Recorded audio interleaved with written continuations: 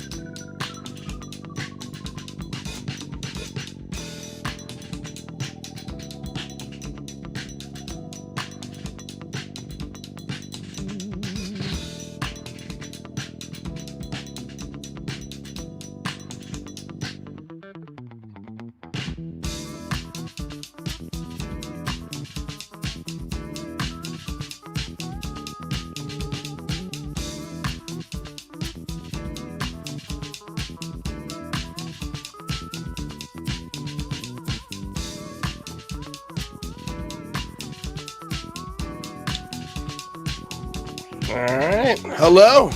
Good morning, good evening, good day, good afternoon, and aloha. Welcome back to another episode of the Unidentified Celebrity Review. Your home for credible news, reviews, and commentary on everything UAP and UFO. As you notice, we are starting a couple of hours late tonight because we're going to do a immediate review of this wonderful conversation that we just saw with Bill Nelson, with Avril Haines, with Avi Loeb, a couple theologians. It was really cool. So before we get started, of course, I want to pay some bills. I want to say thank you to DOS Tapes. They provide all the music you hear below. Their SoundCloud link is in the description below. Want to, of course, remind you of Patreon. As you saw at the beginning of the show, we had the commercials, so please check out the Patreon. Super chats are open, so if you have a dying question you want to get in there, please do that. It helps the show. We are a public access channel. We are supported by viewers like you. Of course, the podcast will be available shortly after the show. We're available on iTunes, Spotify, wherever you can find your wonderful podcasts. And we also have a merch store, so check it out. Again, everyone's link is in the description below, and all of the links to support everyone you see on the show are in the description below. So let's go ahead and bring in our panel. This is going to be a good one. And I'm going to have to back out because I'm getting an echo in this chat. So I'm going to bring in my co-hosts, Mr. Ratherby Squidding, Mr. Jane, Miss That's okay. Miss Jane Kyle. Kind of like that. And Miss Cristina Gomez. Yay! Somewhere she'll be here in a second. I'm gonna back out here. And hold on a second. See you soon. All right, I'm gonna take this out, and then. Oh, what happened to our host? Yeah, he'll be back. He's been briefly abducted. And what a oh my gosh, guys! What a talk today, huh? Dude, tell me about it. The world is ending. Apparently, the world is ending. That's what I got from this. Earth is very fragile. There's black evil all around us. Dang. And Armageddon is happening in December. That's definitely not what I got. Yeah, you must have been listening to a different stream there, Jade. Oh yeah, I mean that really truly was a huge theme to me. I mean, we started out with, Bill Nelson talked about the nothingness that was mentioned a few different times, that the evil, like, and how unique and precious and fragile the earth is, and how there's so many forces against it, including China. I actually felt that was a huge theme in this. It was, but it was I got a hopeful message out of it rather than an Armageddon kind of message, right? Like, but I do see your point. There was a lot of talk about, they hopefully talked about the fragility of Earth and how we have to make some really fast moves to protect it. Hence going into space. That's the hope, is space, right? The final frontier. That's what you would think. Hold Hold on a second, guys. I'm just pulling up some windows here because I also wanted to just play the clips, and we could go through the clips Let's as well. do it. So yeah, but what was the first question you were asking there before I had to come back in? Where did you go? Rather, or did somebody pose a question? I don't We're just reacting. Oh, just reacting. We're just reacting. Okay. And Jade had strong Armageddon vibes from the whole talk. I had a little bit more optimistic vibes, but I think that they're both definitely remember there. the beginning of it's not the beginning of Armageddon. It's one of those Independence Day movies, and the song REM, it's the end of the world as we know. Yep. That's the vibe I got. Okay. So it's a happy. It's a happy. You feel fine about it? Yeah, I feel good about it. Yeah. Yeah, no, I mean, I absolutely love this entire discussion. I'm always bouncing back and forth between, being an agnostic and then a believer of God. And man, it's just so, and also like an atheist, like I like shift between all of those all the time. I feel like I'm combining all three. But I loved it. I loved that it was in a church. I loved the setting of it. I mean, again, this is in Washington, D.C. So the thing that I think is really important is that not only did you have a whole bunch of people from the church watching, which I'm sure in a D.C. church like that, as nice as of a church that was, there was probably very powerful people. I mean, for God's sakes, Jeff Bezos was on stage, probably one of the most powerful entities on the planet. And he is an entity. I mean, he's almost like a robot. And so, the one thing that I found really cool just off the top is, I loved Bill Nelson, and we'll get to him in a second. And again, we're going to play these clips. We're going to go over all of this, but just first gut reactions, like, the way that Avi Loeb stuck the landing as like, and if we can raise $100 million, you people out there, Jeff Bezos, hopefully he was still sitting in the crowd. I doubt he was. He probably jet afterwards, but you never know. I mean, hopefully they could raise a couple of 100 million. That'd be nice, or maybe more. You never know who's sitting in that crowd. So that's sort of like the one thing that I really dug, and that was super exciting. Before we opened up to what you guys think as well. Alex Garcia with $100 super chat. Thank you so much to start this show. And thank you all for being here. We had 100 people waiting for the show to start, and we have 175 of you guys in there. Thank you so damn much. I mean, the show's just getting bigger and bigger and bigger. We're so close to 5,000 subs. So if you haven't subbed already, please do us a favor, sub. Don't miss the show. Ring that bell. Ryan Sprague's in the house. The lady, Michelle de Guzman's here. Thank you all so much for watching. Matthew Riot, Spaghetti Lee. Thank you guys for being. Oh, there's another super chat. I don't want to miss this one. Here we go. The meat cutter, Jane. Please sing me to sleep. Do you sing, Jane?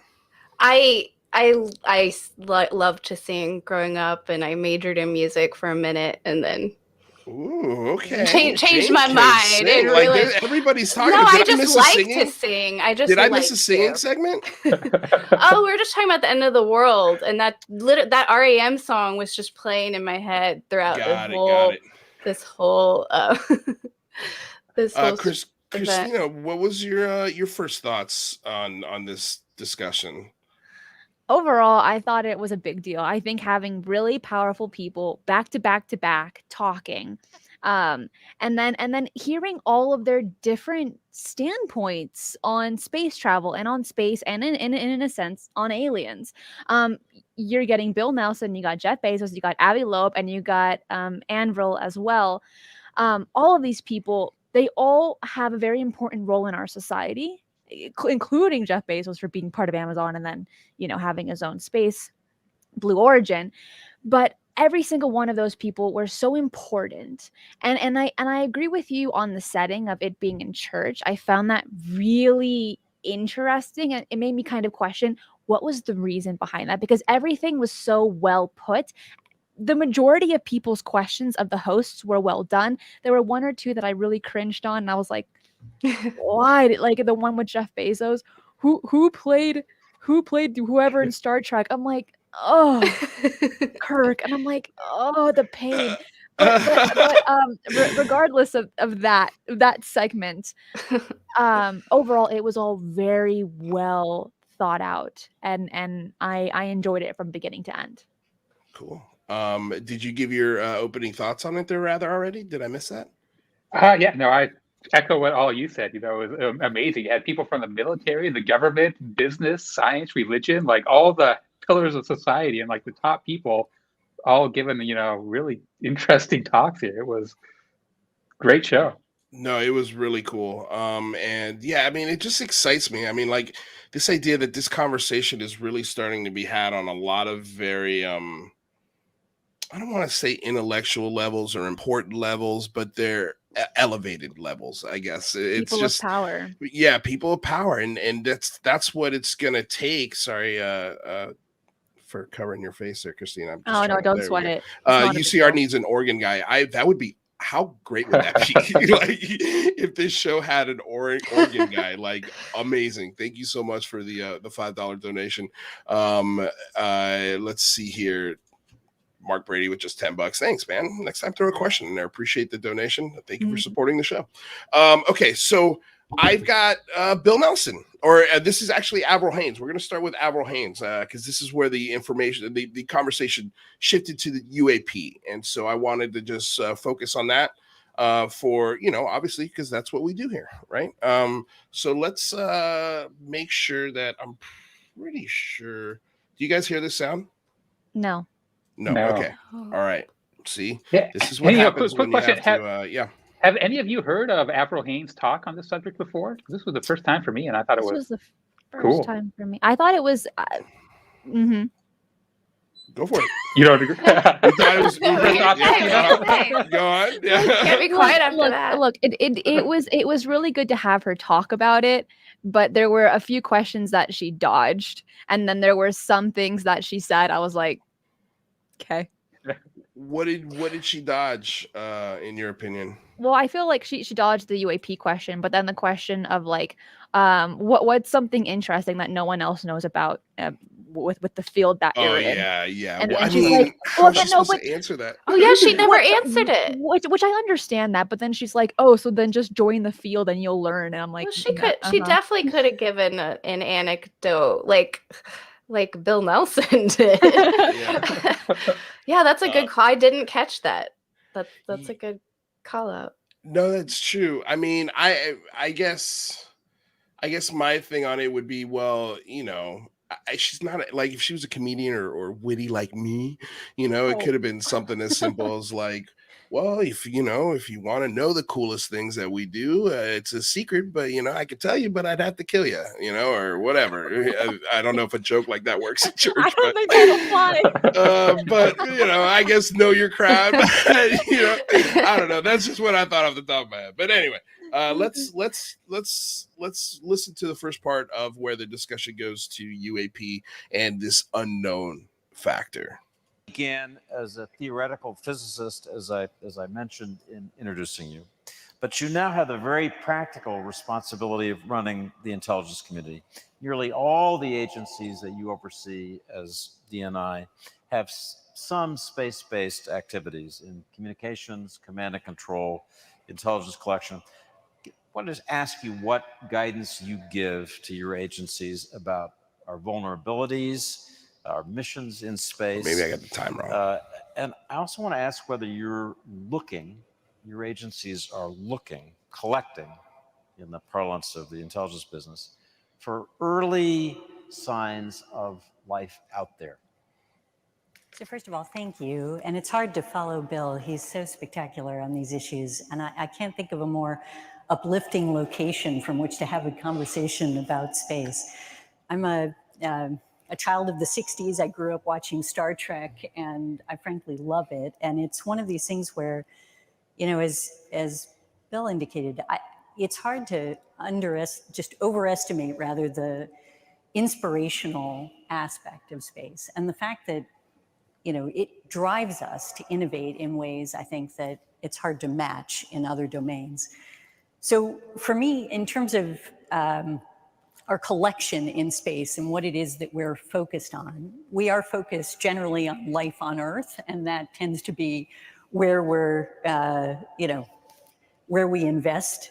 But it is something that I think, as you indicate, we're still exploring, and we're trying to understand what this domain can be for the future for us. And I think that's as we're, developing, not only are we focused on life on Earth, but we're also seeing how, frankly, life on Earth is developing in space. And we're recognizing that it is going pretty quickly this decade. And I think we're going to see a lot of changes in the future.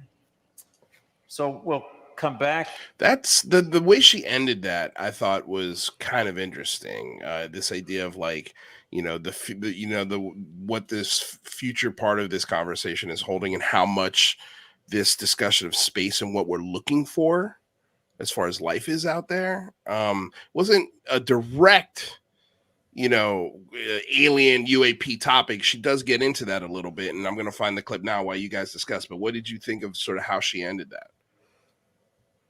Wise. Oh, rather, you're on mute. To the specifics of. Oh, because Yeah, there you go. I thought it was. I thought it was really kind of in space amazing that she was even there, right? Yeah. Because this is our future in space, and this is the director of national intelligence. What does national intelligence have to do with our future in space? Maybe more than we might know presently, as she kind of alluded to the end there. Of changes in the future. It's kind of like the end of like a Marvel movie I'm not saying she's a villain at all, but when they introduce like a new character at the very end and then they're like, they will return, so I feel like it's very much like, okay, yeah, no, this hasn't been in our domain, at least publicly to date, but we will be publicly sharing that we're interested, in UAP. Like, we'll be part of this now. So expect that, I guess. Yeah, well, I like that it ends on sort of like an open-mindedness, like, yeah. And also sort of, not a prophecy, but almost like, hey, get ready. This is going to change. Right. Like this conversation is going to change. And so that leads, the host into the next part of the question, which gets into the report that she essentially authorized, right? So like this is they get into the classifications and how many pilots and how many cases have been reviewed, and so this is a really cool part of the discussion. Let me go ahead and bring it up for you guys. I think you just took it out, Leo. Oh, I did. I don't know. I could, just because I feel like I'm lagging hard. There we go. Okay. Yeah. It's let me see. I think this is the only thing that I've got open. So it should be, hold on a second. You know what? I'm going to close Discord. By the way, guys, go check out the Discord. We've been doing a lot of work to clean up the Discord, making sure that it's, a place where people could come and hang out and have fun and not feel, endangered or offended. So come.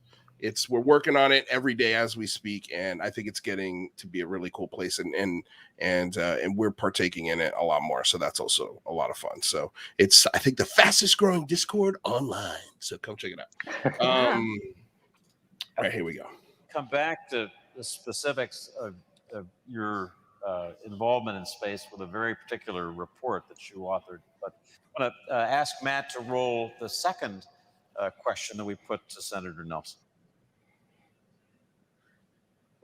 Or I thought that's what this was.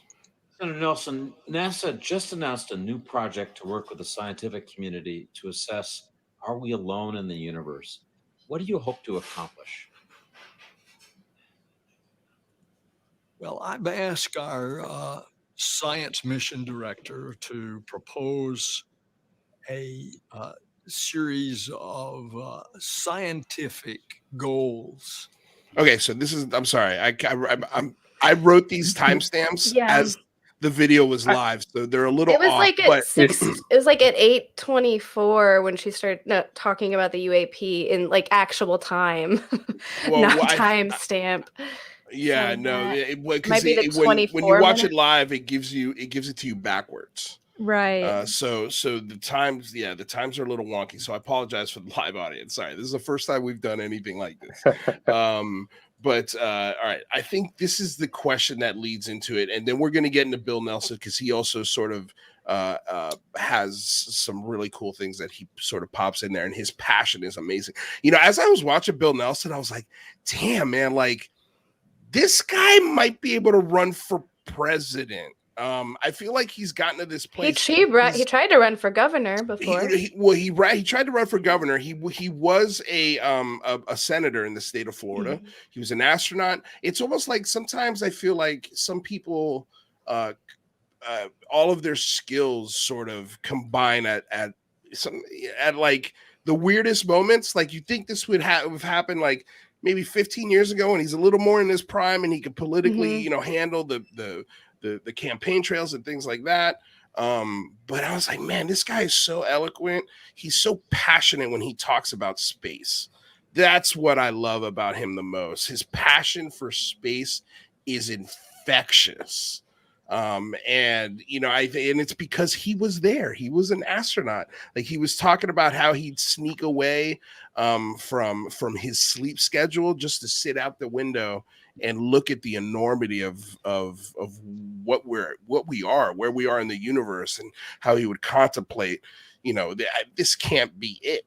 Like this has to be elsewhere in the billions and billions of galaxies and things we've heard him say, but we'll get to him in a second. I'm pretty sure, we'll find out together, but I'm pretty sure this is the clip where he asks about the classifications of these objects. DNI Haines, on this topic of life out there, you issued an extraordinary preliminary assessment in June on unidentified aerial phenomena, is the new term of art. To summarize that report, you studied 144 reports from U.S. government sources. 80 had multiple sensors that had made the identifications. In 18 of these instances, observers, I'm quoting, reported unusual UAP flight characteristics. You sorted these into 5 different bins. The last call just other. I want to ask you to share with the audience your takeaway after the completion of that report and what your own view is as you look at the evidence. Yeah, I mean, I think the bottom line is that we don't understand everything that we're seeing, and that's probably not surprising to anybody in many respects. But it was a report that really Congress asked us to produce a report that assessed what we saw as the threat, essentially, from unidentified aerial phenomena, and what our sort of best understanding. Does she seem a little jumpy to you guys while she's answering this question? Like it feels a little bit like she's skating on between words on thin ice, if that makes sense. You'll notice more of that later too, I think, in this answer. Yeah, I think so. What do you think, Cristina? I saw you shaking your head. Yes, I agree, but I feel like I would need to watch more interviews of her to see how her overall personality is before just kind of deciding on how she's reacting now. Yeah. All right, well, let us continue. Was of the different reports that we had identified, and it stretched over from, I think, 2004 through to 2021. The different reports that you indicated, 144 of them, and we had different categories, as you said. So one of them was airborne clutter, another was natural, phenomenon. Another was foreign adversaries. A fourth one was related to sort of U.S. government or industry developmental programs. And then the fifth one was other.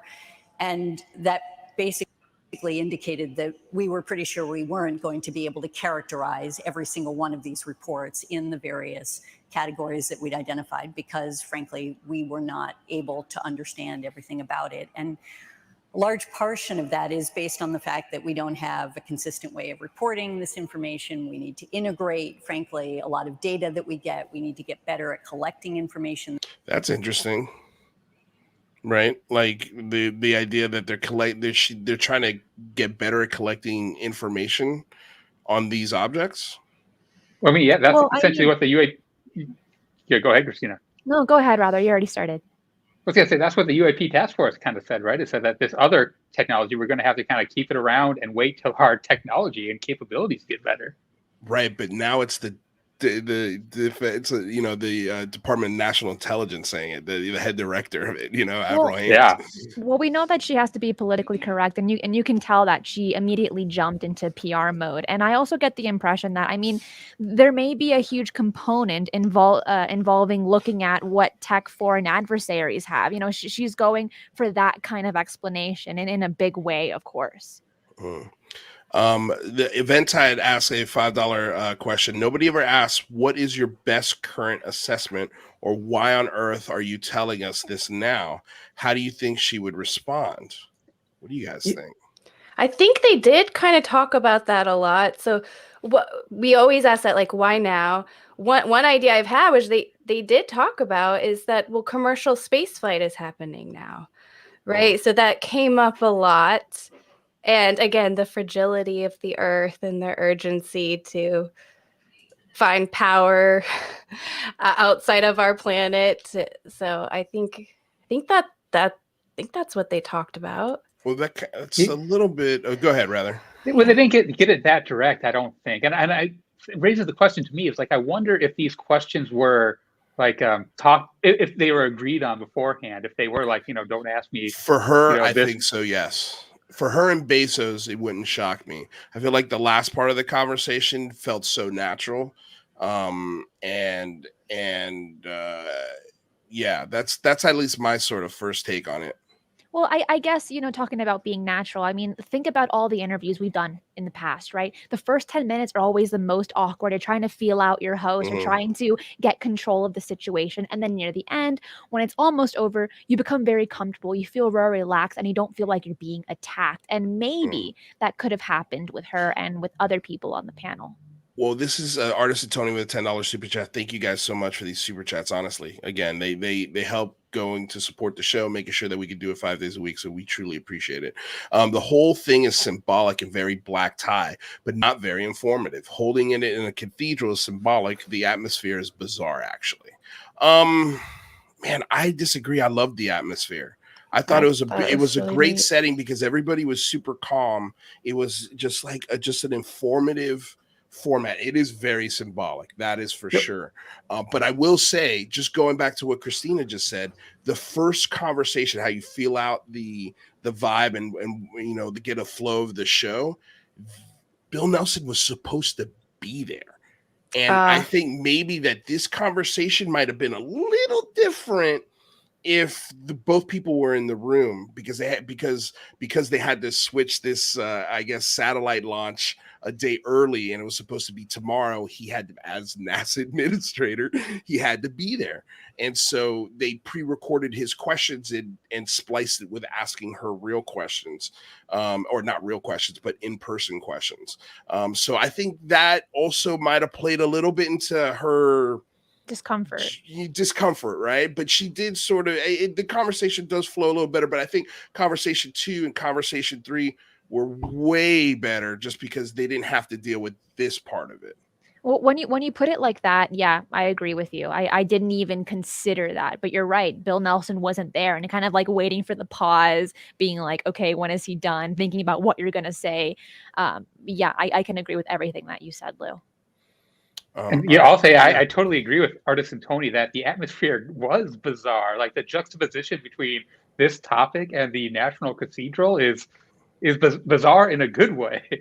Right. Yeah. Like we have a major religion having in one of the bigger churches in this country, like this is the, it's so, anyway, I don't want to get another minutia in the politics of it, but this country was based off of a Christian religion, it was based off of Genesis and the Holy Bible, and that runs really deep within the bloodlines and the structure of how this country does its politics, does its policy, does everything. But what I love about this is I know these conversations have never happened in these hollowed grounds. And so now science is really almost melding with religion in a way, which is really fun to see. That's what I loved about the last conversation the most, is like, it's okay to believe in God and also, have a very hard scientific analytical mind. It's okay. It's actually a gift, this idea of exploring the universe. But yeah, does anybody have anything else to add? A-Wave has a really good comment, A-Wave Soul, and it says, sacred spaces have power. Cathedrals are designed to enhance certain feelings and experiences, reverence, respect for topic. And then I feel like he nailed that. I think that's appropriate for what we're talking about today, and a possible reason, right? That we're just speculating. Maybe that's a reason to why they're having this at a cathedral instead of maybe at a university or something. And not just any cathedral. They start out talking about the space window, literally, I guess, from the moon. I don't know what the exact. It's the lunar mare basalt. I don't know the exact terms. You guys know, but a little bit of space. They're in the church that Neil Armstrong brought back to the cathedral. So it's on so many different levels, right? It's not just any church. And we talk about power and sacred and energy and everything, I'm sure that, that was a factor. But I think when Avi Loeb basically did Ancient Aliens theory, and that was like toward the end too, after being in this church environment for a while, right? And being in this calm state and open-minded, and toward the end is when that, I would say, a huge bomb drops, and it wasn't, people weren't upset about it. It didn't spiral into some angry debate. It was just, hey, consider this, and okay, I'll consider that. So it was not what a lot of people have been saying, right? Is that people can't handle the idea of aliens and UFOs. It goes against their religion, and this would prove otherwise. Yeah. Real quick, just want to say hi to my sister. She's listening. Hi, Jessica. Ryan Sprague's in the house. He says, this reminds me of the Universe and Possible Encounters with with Other Civilizations conference at the Vatican in February of 2020, which is true. And then UFO Garage is here. What's up, gentlemen? Love that they did it in a cathedral. Religion and science coming together is pretty beautiful and unprecedented. And then John Lindy says, and I think he's right on this, there are tons of events at the National Cathedral that aren't remotely religious. This is not unusual, and the David Ignatius event is held there every year. It's true, but I think this is the first time that you've had scientists and government employees, talking on the topic of aliens. Closed with the prayer. I mean, they had it. Oh, yeah. So I get that comment, but there was definitely religious undertones. Well, there definitely was, but I didn't mind. But it wasn't offensive, I didn't mind it. I felt like it could have. Anyone of any religious belief could have watched that, and it wasn't, in your face, and that was great. G West, I understand if people are upset that harder questions were not asked, but this was not a press conference, and he's right. It was a UAP discussion in a Washington cathedral. That's a very good point. This is not a thanks, Jesse. You're so sweet. It's my sister, you guys. And thank you guys to the moderators of the chat, Tina Tomaszewski, Aaron Desario, and everyone else who's in here helping us control the chat. Appreciate you guys. But yeah, it's a different tone. And I like this tone. It's not a press conference. I'm sure those questions are going to start being asked, especially once the media starts picking up on this Gillibrand amendment, especially if the amendment goes through. I think the media will really pick up on it in January if it gets voted through, or close to when it gets voted. I know it's going to be eventually debated on, and I think eventually we're going to get a statement from Gillibrand. So I think those questions are going to start coming. We just have to be patient. We have to be patient. We have to allow this process to work itself out. And I think that's what's happening. Again, like, we're watching this happen in real time. And so that's why you should get excited. It's not instant, like we always say, this is a marathon, not not a sprint. So let's do it. Let's see what else she's got that's to say. useful to us from different sensors that are available to us. And we have to deepen our analysis in these areas. And that's something that, frankly, probably also doesn't surprise you in the sense that that's how we typically approach our intelligence work. And the main issues that Congress and others have been concerned about are basically safety of flight concerns and counterintelligence issues. But of course, there's always the question of, is there something else that we simply do not understand that might come extraterrestrially? I mean, that was interesting. Really? You can barely get it out.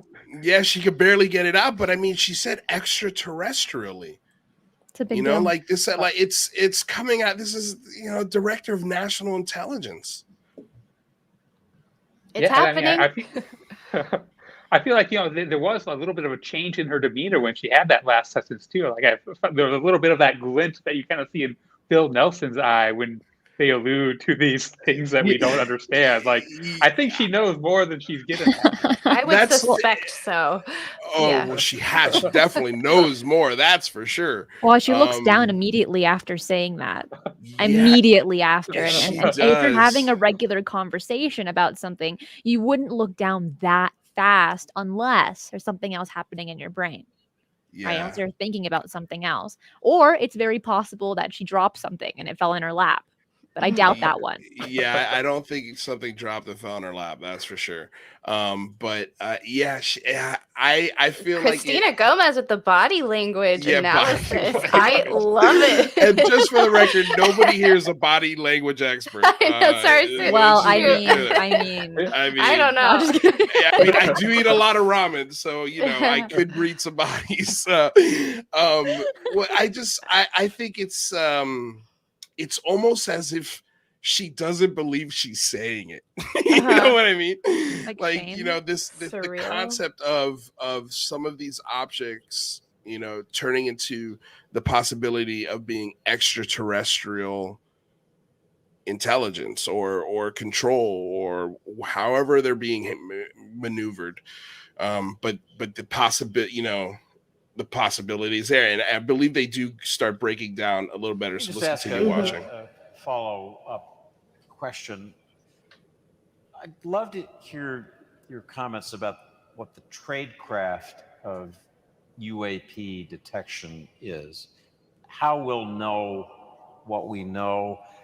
How would we know if we were being observed, for example? That's, I find, a question people pose to me often in the weeks before this session. What is the tradecraft? Well, the tradecraft isn't any different for unidentified aerial phenomenon than it is for the rest of our work. Here, I'm sorry, I had to stop it, and I almost didn't, but I think it's important. This is I believe he's the editor, or he works at the Washington Post. A journalist, I think is fair to say. I'm sorry, I didn't see his title, but he looks very seasoned. And this idea that he's working at the Washington Post and he's been getting a lot of questions. Mm-hmm. How would we know if we're even surveilled? That's cool. Like that's a little nugget right there that I think I definitely missed the first time. Like, oh yeah, this is the Washington Post. That means people are getting curious. No? Yeah, good point. Good catch. All right, let's continue. In the intelligence community, which is to say that, we do our work very much as I was indicating. We sort of, collect all of the information we can through a variety of different sensors. People are reporting things. We're picking up things technically. We're doing a variety of work to try to understand what it is that we're seeing. We are then taking other information that we have to determine, is it something that we know about in that area? Is there some other reporting that we might not normally think of as being connected? And then we do our analysis as we normally would to sort of say, okay, put it into context. What are the likely possible options? How do we characterize it, bucket it, and think about it? All of that is sort of the standard way in which you work. But it doesn't mean that that we are definitely going to be able to tell if we're being observed under the circumstances. I mean, I think there's a lot of different ways in which that might be revealed, but certainly we're working to make sure that we understand what we do see and what phenomenon is identified. And otherwise, we're going to have to wait for Bill's science work, I think, to actually reveal some of these additional possibilities, not to mention some of the other people that I think you'll talk to later today. So let's. So she's talking about Avi Loeb, right? She has to be. What do you got? Yeah, Riley? Bill's science work, I guess, would be referring to NASA specifically, right? Yes, definitely. What I he think- had I talked think- about earlier in the event, like he had notice too, she says reveal a few times. So I think that's key to maybe what could be going on in her subconscious. Like we already know that maybe they could be surveilling, and there already is some evidence, and we just need Let's the turn right back science to to reveal it. Bill. Oh, did you hear that? Yeah. for a second. Okay, sorry. Yeah, Okay, that was literally I'm all I was lagging gonna say. so hard. So like, if it shows that the video's not here, but if I play, just because I'm trying Well, to yeah, scrub no, I think that and listen. now you can scrub around. I think that it was still in the stream, but not That's weird. visible. But, okay, because I think all right, that's my technical bad. All right, I'm sorry, Jen. I didn't mean to throw you off your thought. Do you remember where you were?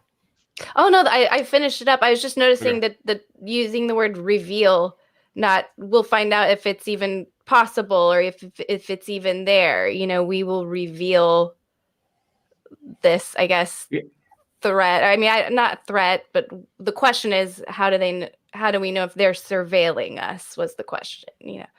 Yeah, and it's kind of if I read behind the lines and kind of draw a little bit of my own conclusions into what she was saying, it almost sounded like she was saying, yes, we are seeing some stuff and we're not concerned about it from a national intelligence capability wise. Like, we're not worried about building up our capabilities to figure this out. We're going to toss it over to Bill Nelson at NASA to let you guys figure out what these weird things are. It was a good dodge. It was a professional dodge, but by like sharing the wealth kind of sense, and maybe in her mentality that she didn't one, want to talk about it, but two, to direct it to those that maybe she might classify as potential people to drop whatever data they have or that they will be collecting, instead of her doing it, because if she's the one that does it, right, then it doesn't look good on the government holding the secret and then coming out of nowhere. But if someone else drops it, it makes everyone happy. Yeah, I can definitely see that. Yeah, no, that's a good point. I mean, we didn't think we were getting anything huge from this conversation, right? And if you did, you have to manage your expectations. But she didn't have to do this. She didn't have to do any of this. So I appreciate that she's starting to talk about it and starting to, at least from a director of national intelligence perspective, they're looking at the topic, and they can't give you answers because they don't have all of the data yet. And that's why we see amendments being written, and that's why we see hopefully those amendments will be made into law, and then we'll see what happens in this new year. But like, they have to gather the evidence. She's an intelligence officer. Her job is to get all the data, decipher the data, and then start to put out answers. So, I agree with you. I think it is a dodge. She definitely has more information, but at the same time, she doesn't have all of the information. And I think that the processors are starting to be set in motion. So that way, in a year or 2 years time, when these questions start coming up again, I think we're going to get a lot more detailed answers, a lot more fun answers that maybe we're looking for. Who knows what happens with the Galileo project? That's sort of my take on her answer there. Well, somebody in her position, they live in this world that we try to understand of just how to put this. So have you guys ever read The Art of War? It's a really quick read. So I recommend. I mean, I'm not a big book reader, so if I can read it, it's a quick read. The Like this translation. big? I don't think so. Maybe I read a condensed version or something. But there's a condensed version out there. I remember it being an easy read. But that really blew my mind, how ancient spying, pretending that you are somebody that you're not. That is how you win wars, right? That's how the minority of people can win a war when they're outnumbered, right? So so she has to be so smart about all of this, and she has had to have gone down every theory that you or I have probably had, probably about aliens, just like us, because that is her job, and if there was ever a question of, well, is this maybe not a foreign adversary or not?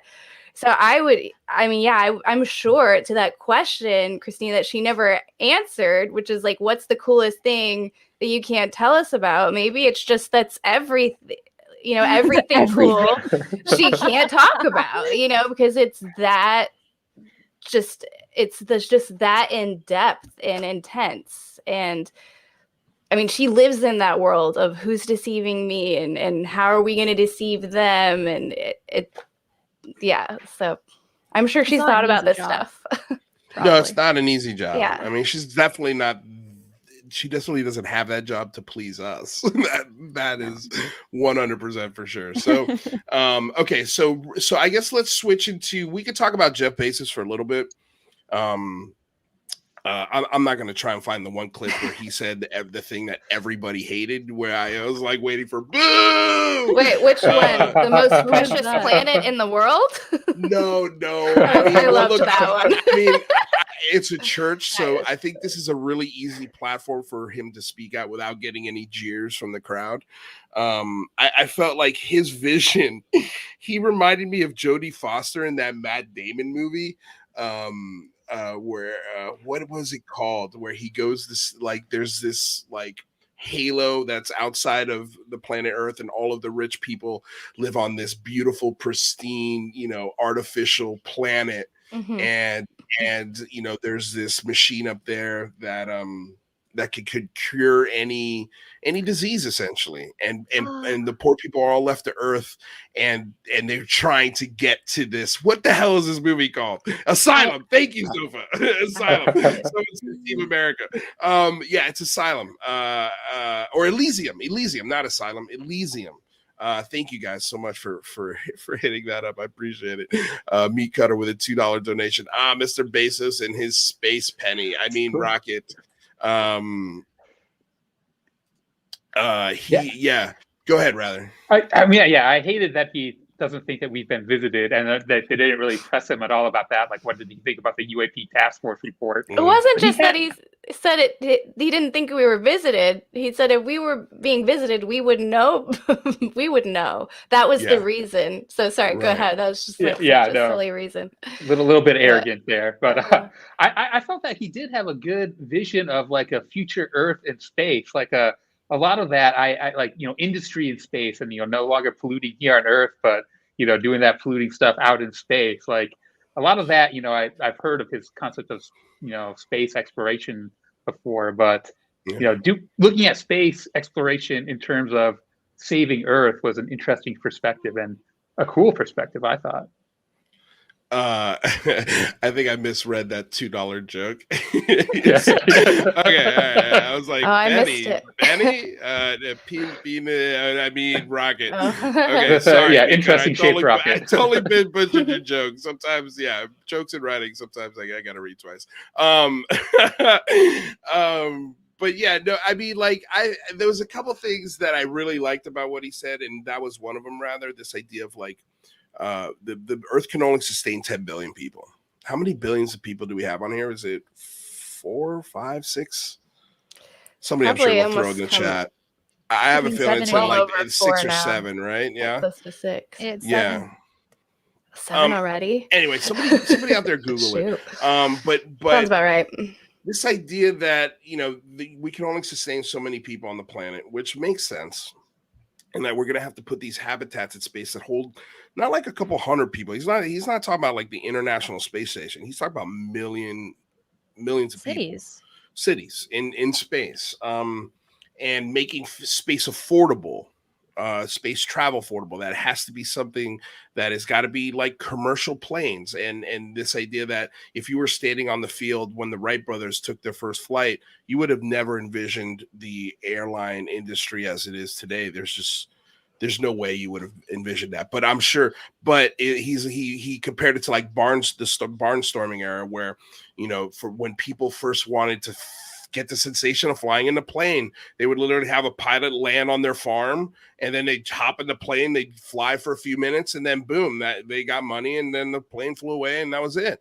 And that's sort of the beginning of flight, and then commercial flight came, and then jets, and and it just ballooned into what we have today. And we're not going to see this in our lifetime, but he's setting up the infrastructure for these things. You know, he related it when he started Amazon. He had to rely on FedEx and the postal service, these infrastructures that already existed that he could put his company on top of and lean on as he was building this monstrosity that is now Amazon. I love the idea that, you know, we can go to the moon, we could go to the asteroid belt, and we could start mining precious metals, and we don't have to fill a whole ship of it. We only need a little parts of it, and you know, so this idea of getting rid of slave mining for precious metals, for batteries and things like that, diamonds, all sorts of stuff started rushing into my brain. Like, yeah, that makes sense. That seems like something good for humanity. But then he started talking about these space habitats, and I'm like, man, that don't sound like it's for poor people.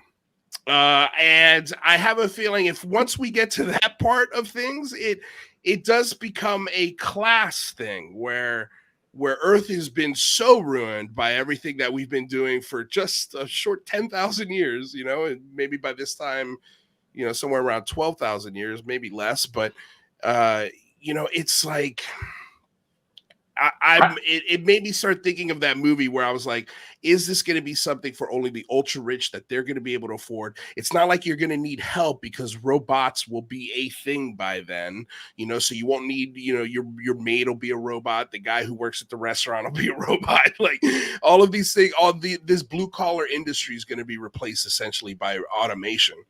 So I don't know. It's just, that's the things where I'm like, somebody called him Lex Luthor in the chat. I'm like, he kind of does look like Lex Luthor. Well, I have the opposite. Oh, go ahead.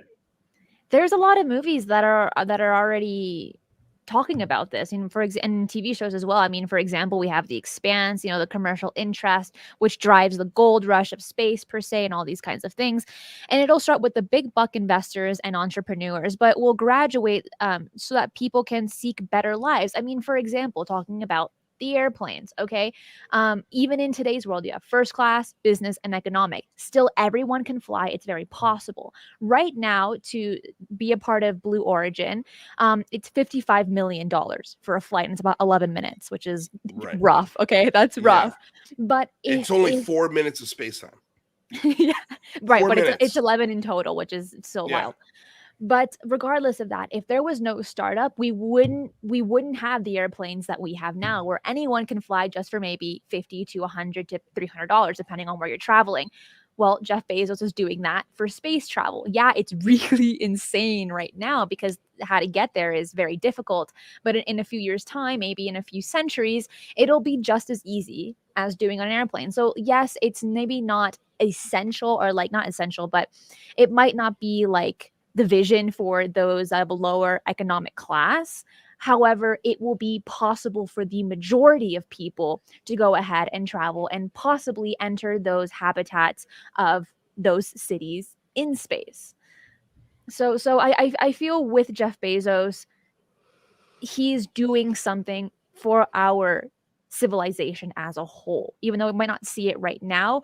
In a few centuries' time, there's probably going to be statues of him in floating cities somewhere in space. Yeah, I mean, and sure Elon Musk is is probably very jealous, or like, right? And Bigelow, like they all want, right, to be the the ones that take us to space.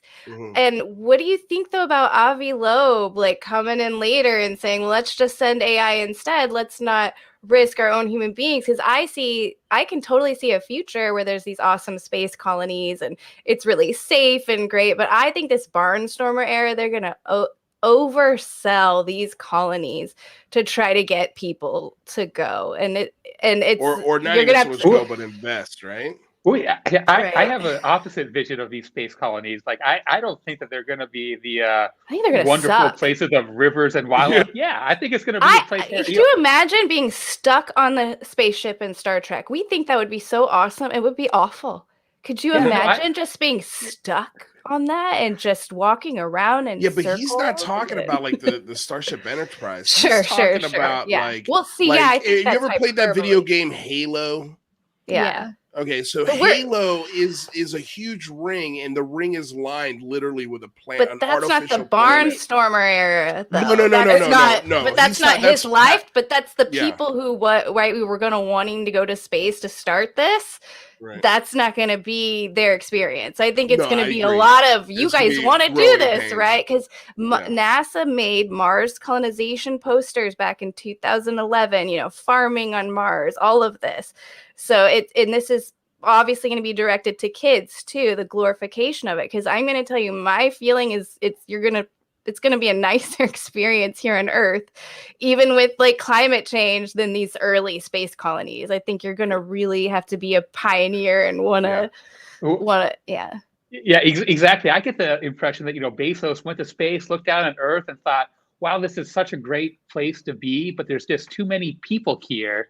I think he's going to try to send all the poor people to these space colonies to go mine resources out of space, while the rich stay at Earth. That is dark. I mean, like, I think I do kind of turned out to be, right? The Belgians. No, for sure. I mean, I kind of agree though with a little bit with what Jane's saying, in that the picture he's thinking, I think, is 200 to 300 years down the road. He's a visionary. Where we have these literal like oasis in space. I think that it's eventually going to get there, but the first people who start that process, you're right, it's going to be like the first explorers that went west and had to blaze the trail all the way to California. They had to deal with new animals, they had to deal with new people, they had to deal with different tribes, they had to deal with different weather, different conditions, and they settled along the way, and then that expanded. Here we are, almost 300 years into this thing, and we know every nook and cranny of all this space. We've completely conquered it. Go ahead. Well, the nice thing is, and what Avi Loeb brought up was, let's have AI take care of all that. Because, back during when we were traveling west, it was us going through using wagons and horses, which is, I can't even imagine that now, and going weeks upon weeks, if not months, to travel from one location to another. And then you have Avi Loeb who's saying, why should we endanger ourselves, our health, and our mentality when we can put our technology children, our AI children, and make them do all the risky jobs? And I think AI is going to have a big part of it, Cristina, because the AI is almost there. In another 50 years, I think AI is going to be a huge part of society, and though you'll be able to put those types of systems into space to help build the terraniums, to help, terraform Mars, to do the things outside in space, in the vacuum of space, that are super dangerous. But yeah, I think there's going to be a rough transition period where, like, this is a space garbage can that I'm living in, and I've been up here for 6 months and I want to go back. Like, this place sucks. The food sucks. There's no nightclubs. I can't drink beer up here. Like, there's all sorts of, I can't smoke a cigarette. Like, I can't de-stress. It's not normal. It's a totally different environment. And it's going to be interesting. I mean, I'm not going to have to deal with that crap. That's going to be the next gen, like, they're going to have to figure that stuff out. But you can see his vision and how big his vision is. And it made me like Jeff Bezos a little more, at the same time. I was like, well, you're talking about saving slaves and making sure people don't have to put themselves in danger, but you kind of like, you run like a company that kind of abuses humans. You know, do you really feel like you get a feel for it? Because to me it feels just, and this is really just like we were saying, some people are just not comfortable talking, you know, especially if you're like a certain brain and you're really entrepreneur, right? Yeah. So I mean, I don't get any kind of like, I can't get any feeling from him of whether he's genuine at all. Like I just feel like I'm hearing, oh, this is the latest Amazon show that we're releasing, is kind of how it feels to me. And that might be how he thinks about it, because he's, you know, it's such a genius, right? Show. But I can't get any feel. Not that really matters. It's just a feeling, right? But sometimes people seem sincere or not, and I can't really. Like Avi Loeb, for example, like when I hear him talk, it seems sincere. He seems pretty passionate. In fact, I think he totally disagrees with Bezos about everything, and you can hear that. But with Jeff, but he also kind of asking for his money. Well, I mean, also Avi's done thousands of interviews, right? Where like it's really easy for him to because these questions that were asked of him, he's answered them hundreds of times. That he just one of those answers he gave on Michael's show. Yep. And on mine as well. And he knows what he's talking about. But some of these other people, they're just maybe they're just not comfortable being in public, in the public eye, like to be behind the scenes. Right? I mean, he seems like a character.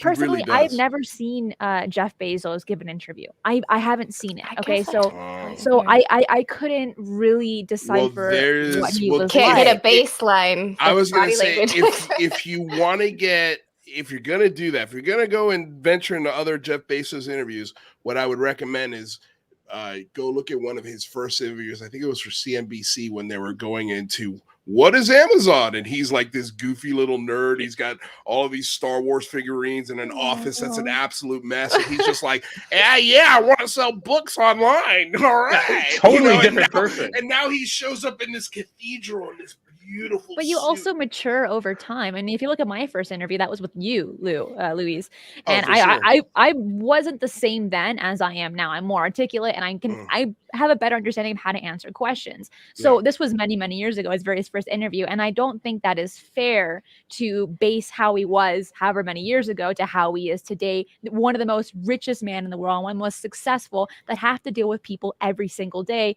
behind closed doors. Well, I mean, it's not the same. I agree with you 100%, but it's also his ego has exploded. Exploded. Oh yeah. As big as his bank account. And because in his mind, and I can understand this, he's a genius. He's like, I've given you instant delivery. I've given you instant movies. That idea of, I remember when I was a kid, and there was like the cable companies would play advertisements for, you'll be able to watch any movie anytime, fast forward, go backwards, pause it, and you'll never have to touch anything. It'll just be there on your TV. And I'm like, yeah, right. We're always going to have VCRs. We're always going to have, I was like, there's no way. And this guy literally changed everything from that aspect. But he did it in less than 20 years, maybe 12 to 15 years. He became the most powerful, richest person on the planet. And there is a vast difference between Jeff Bezos in 2001 versus Jeff Bezos in 2021. I mean, and I understand it. Like he's one of these guys, I think, that wakes up and the first thing he sees is an assistant with, dressing him, making sure he's clean, he's shaven, boom, out the door. As soon as he walks out of his bedroom, there's breakfast and somebody's giving him itineraries, what you have to do today, what needs to get done, who you're talking to, what time. Every second of his day is filled with something to do. So if he's going to do that, I want to drive in the nicest car. I want to have the nicest bed. I want to have the nicest suits. I want to look like my bank account is, but with that comes, because imagine you get surrounded by a lot of people who always tell you, yeah, that's an awesome idea. That's great. Go for it. And I don't know how much of, I feel like it's an echo chamber, and it's an echo chamber that in a way deserves to exist, but I wish it wasn't so in your face. And then also some of his actions and the things that he's done. Well, I mean, all those people that are saying, good job, go you, they all want something. They all want his money. They don't really care about his success. And I feel like other people can, I guess, in a way, contaminate others, not only their ego, but how they see themselves, how they want to be respected. Because in everything, regardless of how much money you have, all of us want to be loved and respected and appreciated. And some people think that we need all this money to be appreciated. So if I look really rich, if my ego is super huge, maybe they'll like me more. Maybe they'll like me more if I just throw them a few $100. And I feel with him and maybe with a few others, that's very possible. So I think that, I guess we can only blame ourselves, every one of us, for the way Jeff Bezos is now and how he conducted himself today. Well, as much as I don't like him, I still have Amazon Prime. I have Amazon Prime. awesome. It's awesome. It's awesome. It's awesome. I mean, yeah, I know somebody's saying like workers' rights, unions, I agree. Like completely just, but I mean, I've gotten to a point now where I kind of need Amazon Prime. Like I just need it. My girlfriend, there's a package on the door every day.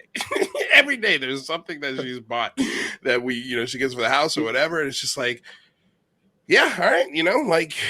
Well, and here's the real weird part of that, right? So, like a lot of this has been about the fragility of Earth, right? And right, and how much is Jeff Bezos contributing to the fragility of Earth, right? Like, is it good for the environment that we now do get deliveries for everything? Some people get delivery for their house for a single coffee, right? How many Amazon supercenters have knocked down trees? And I'm not judging, okay, guys? Yeah, no, not judging whatsoever. Because all of us probably have Amazon Prime. Yeah, I think I was trying to figure out if I do right now. I think we do right now. Yeah, so no judgment. But it's like, how much is he contributing to this problem that is driving the reason to leave, Yeah. So, yeah, it's just we go in circles with it a little bit. Yeah. What do you got, Rather? Yeah, kind of a quote that David Wilkinson said kind of stood out to me that somewhat applies to Jeff Bezos, I think. He was saying that you don't need to sit at the head of the table to feel love. I kind of feel like Bezos kind of feels like he does have to sit at the head of the table. And I kind of wish he would maybe. Well, he's not a theologian. He's not a theologian. He's a Bezos-logian. People always. I wonder what his religion is, what his spirituality is. Yeah, good luck. I mean, the secret. Good luck getting that. But I would venture to say, like, the thing that people don't realize is, as kind of yucky ego is to put up with and look at and deal with, the most influential, impactful humans that have ever lived have egos. You can't get away from it. That come through the door before they do. Mm-hmm. Michael Jordan is an example. If you've ever watched that Michael Jordan documentary, I think it's like a 10-part series or 9-part series. He was an egomaniac. He knew he was the best in the world, and there was nobody and nothing that would ever disprove of him of that. And you get surrounded by yes men, you get surrounded by your team, your clique, your posse, and then that ego spills into other parts of your life. That's what greatness, for whatever reason, it's part of the formula.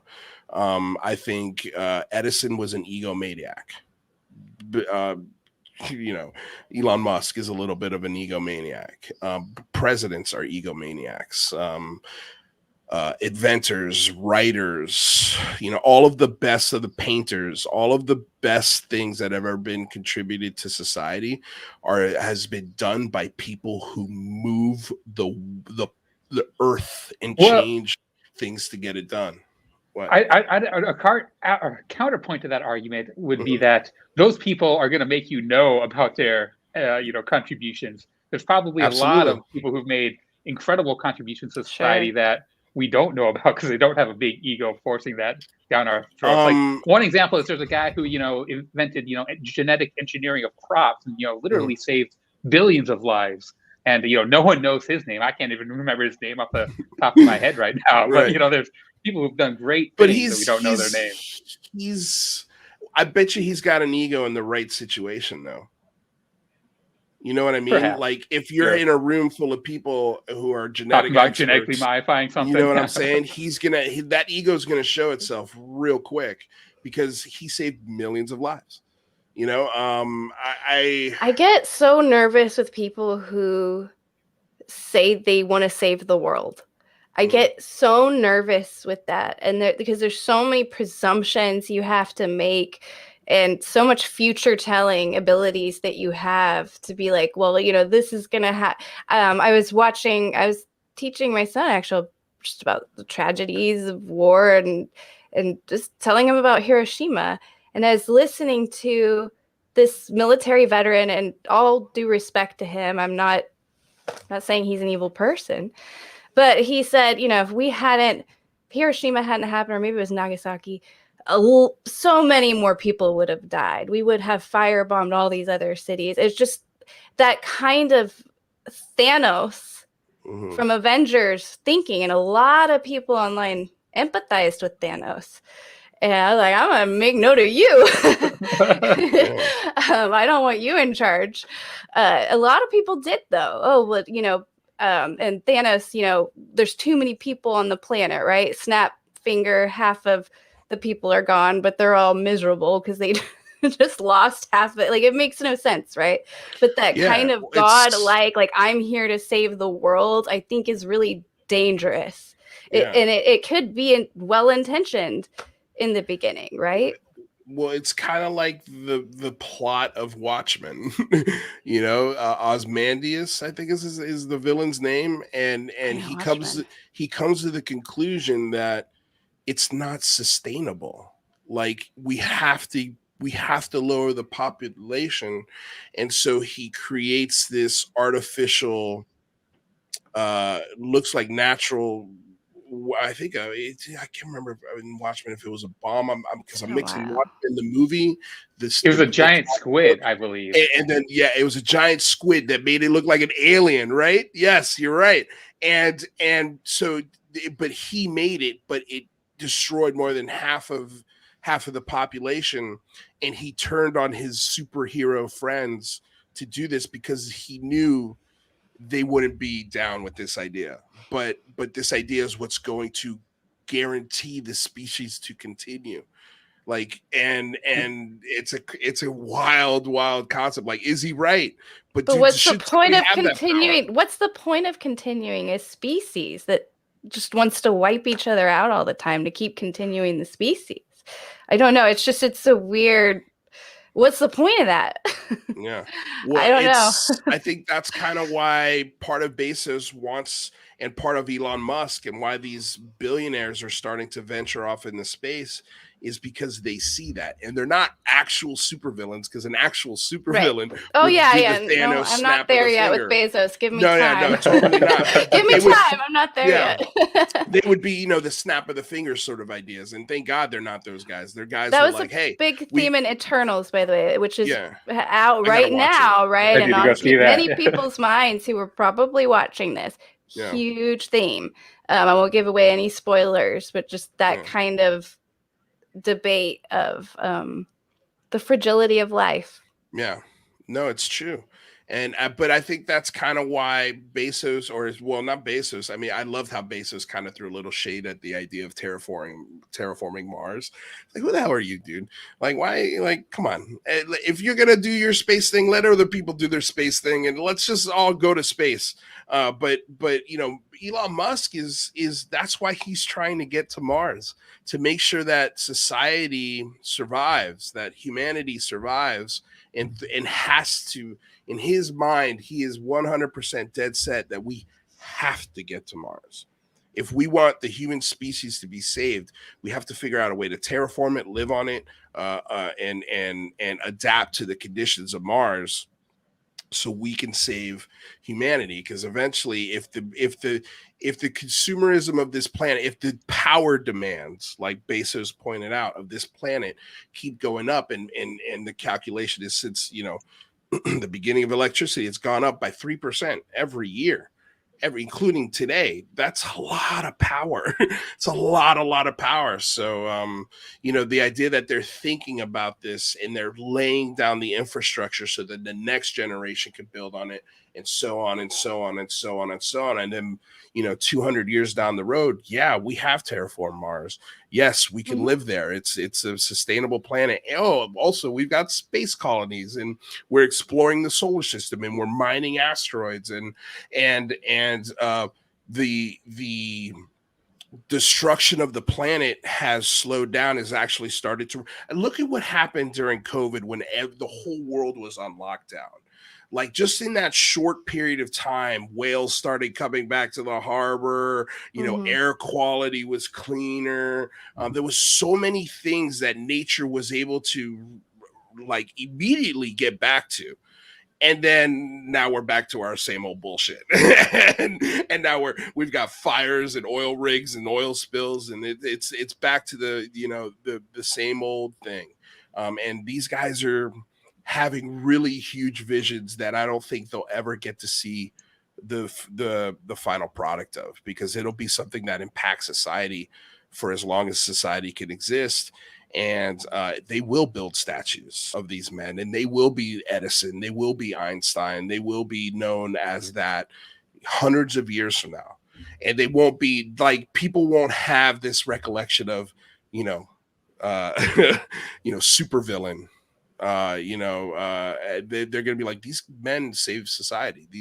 These thinkers are the ones who really, and I don't mean to say men, because I'm sure there's a lot of women that work at SpaceX as well. The humanity, these humans. But is that really what they will have accomplished? Because if you look through all our history, I mean, like what Tarather was saying, we have all these statues and heroes throughout history that, they saved the world, or they made the best decision. And sure enough, we find out, oh, they were horrible people. And they made bad decisions, or they made decisions that weren't in our best interest. So, I mean, you're right, but also it could be that we are taken off in a wrong direction, or it's the wrong approach to the right idea.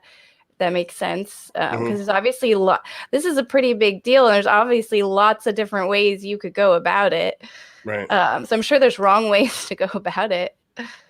Anybody else have any thoughts? No. Spaghetti Lee with a $5 donation says, Bezos suggests moving humanity off planet. Loeb then says we're not built to survive in space. I'm thinking Bezos wants Earth for himself. I'm with you, Spaghetti Lee.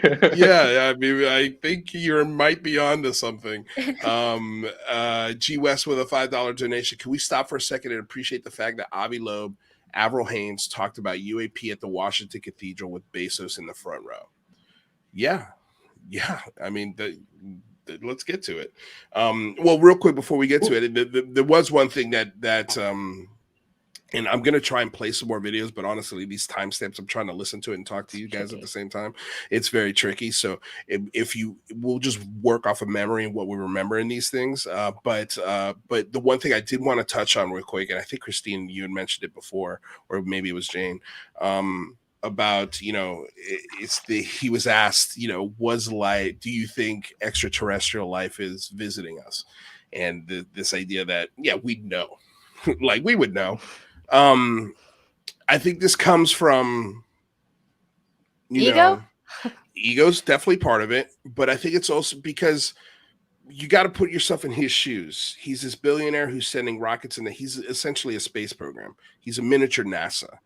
And so he's got satellites, he's got camera systems on these rockets, he's got astronauts, he's got pilots, he's got people on the ground. They're monitoring all of these things through the same sort of sensors and radar systems. And he might not be getting reports from within that, intelligence gathering system that is blue, what do you call it? Blue Origin. But Blue Origin. The same as what, it's like what Avi said, he's expecting them to come knocking at his front door on his porch. Right. He's not actually looking for them.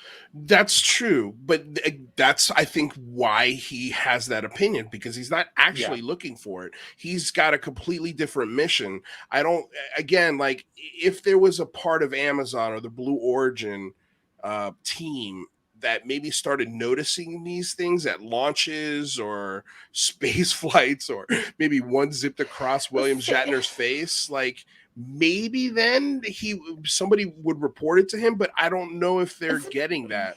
Is it possible that he's just not being honest and he has been briefed on this and can't really talk? So it's a nice just throwaway comment. I mean, that's definitely a theory I've had about Elon Musk, because a lot of people aren't aware, but a drone, we don't know.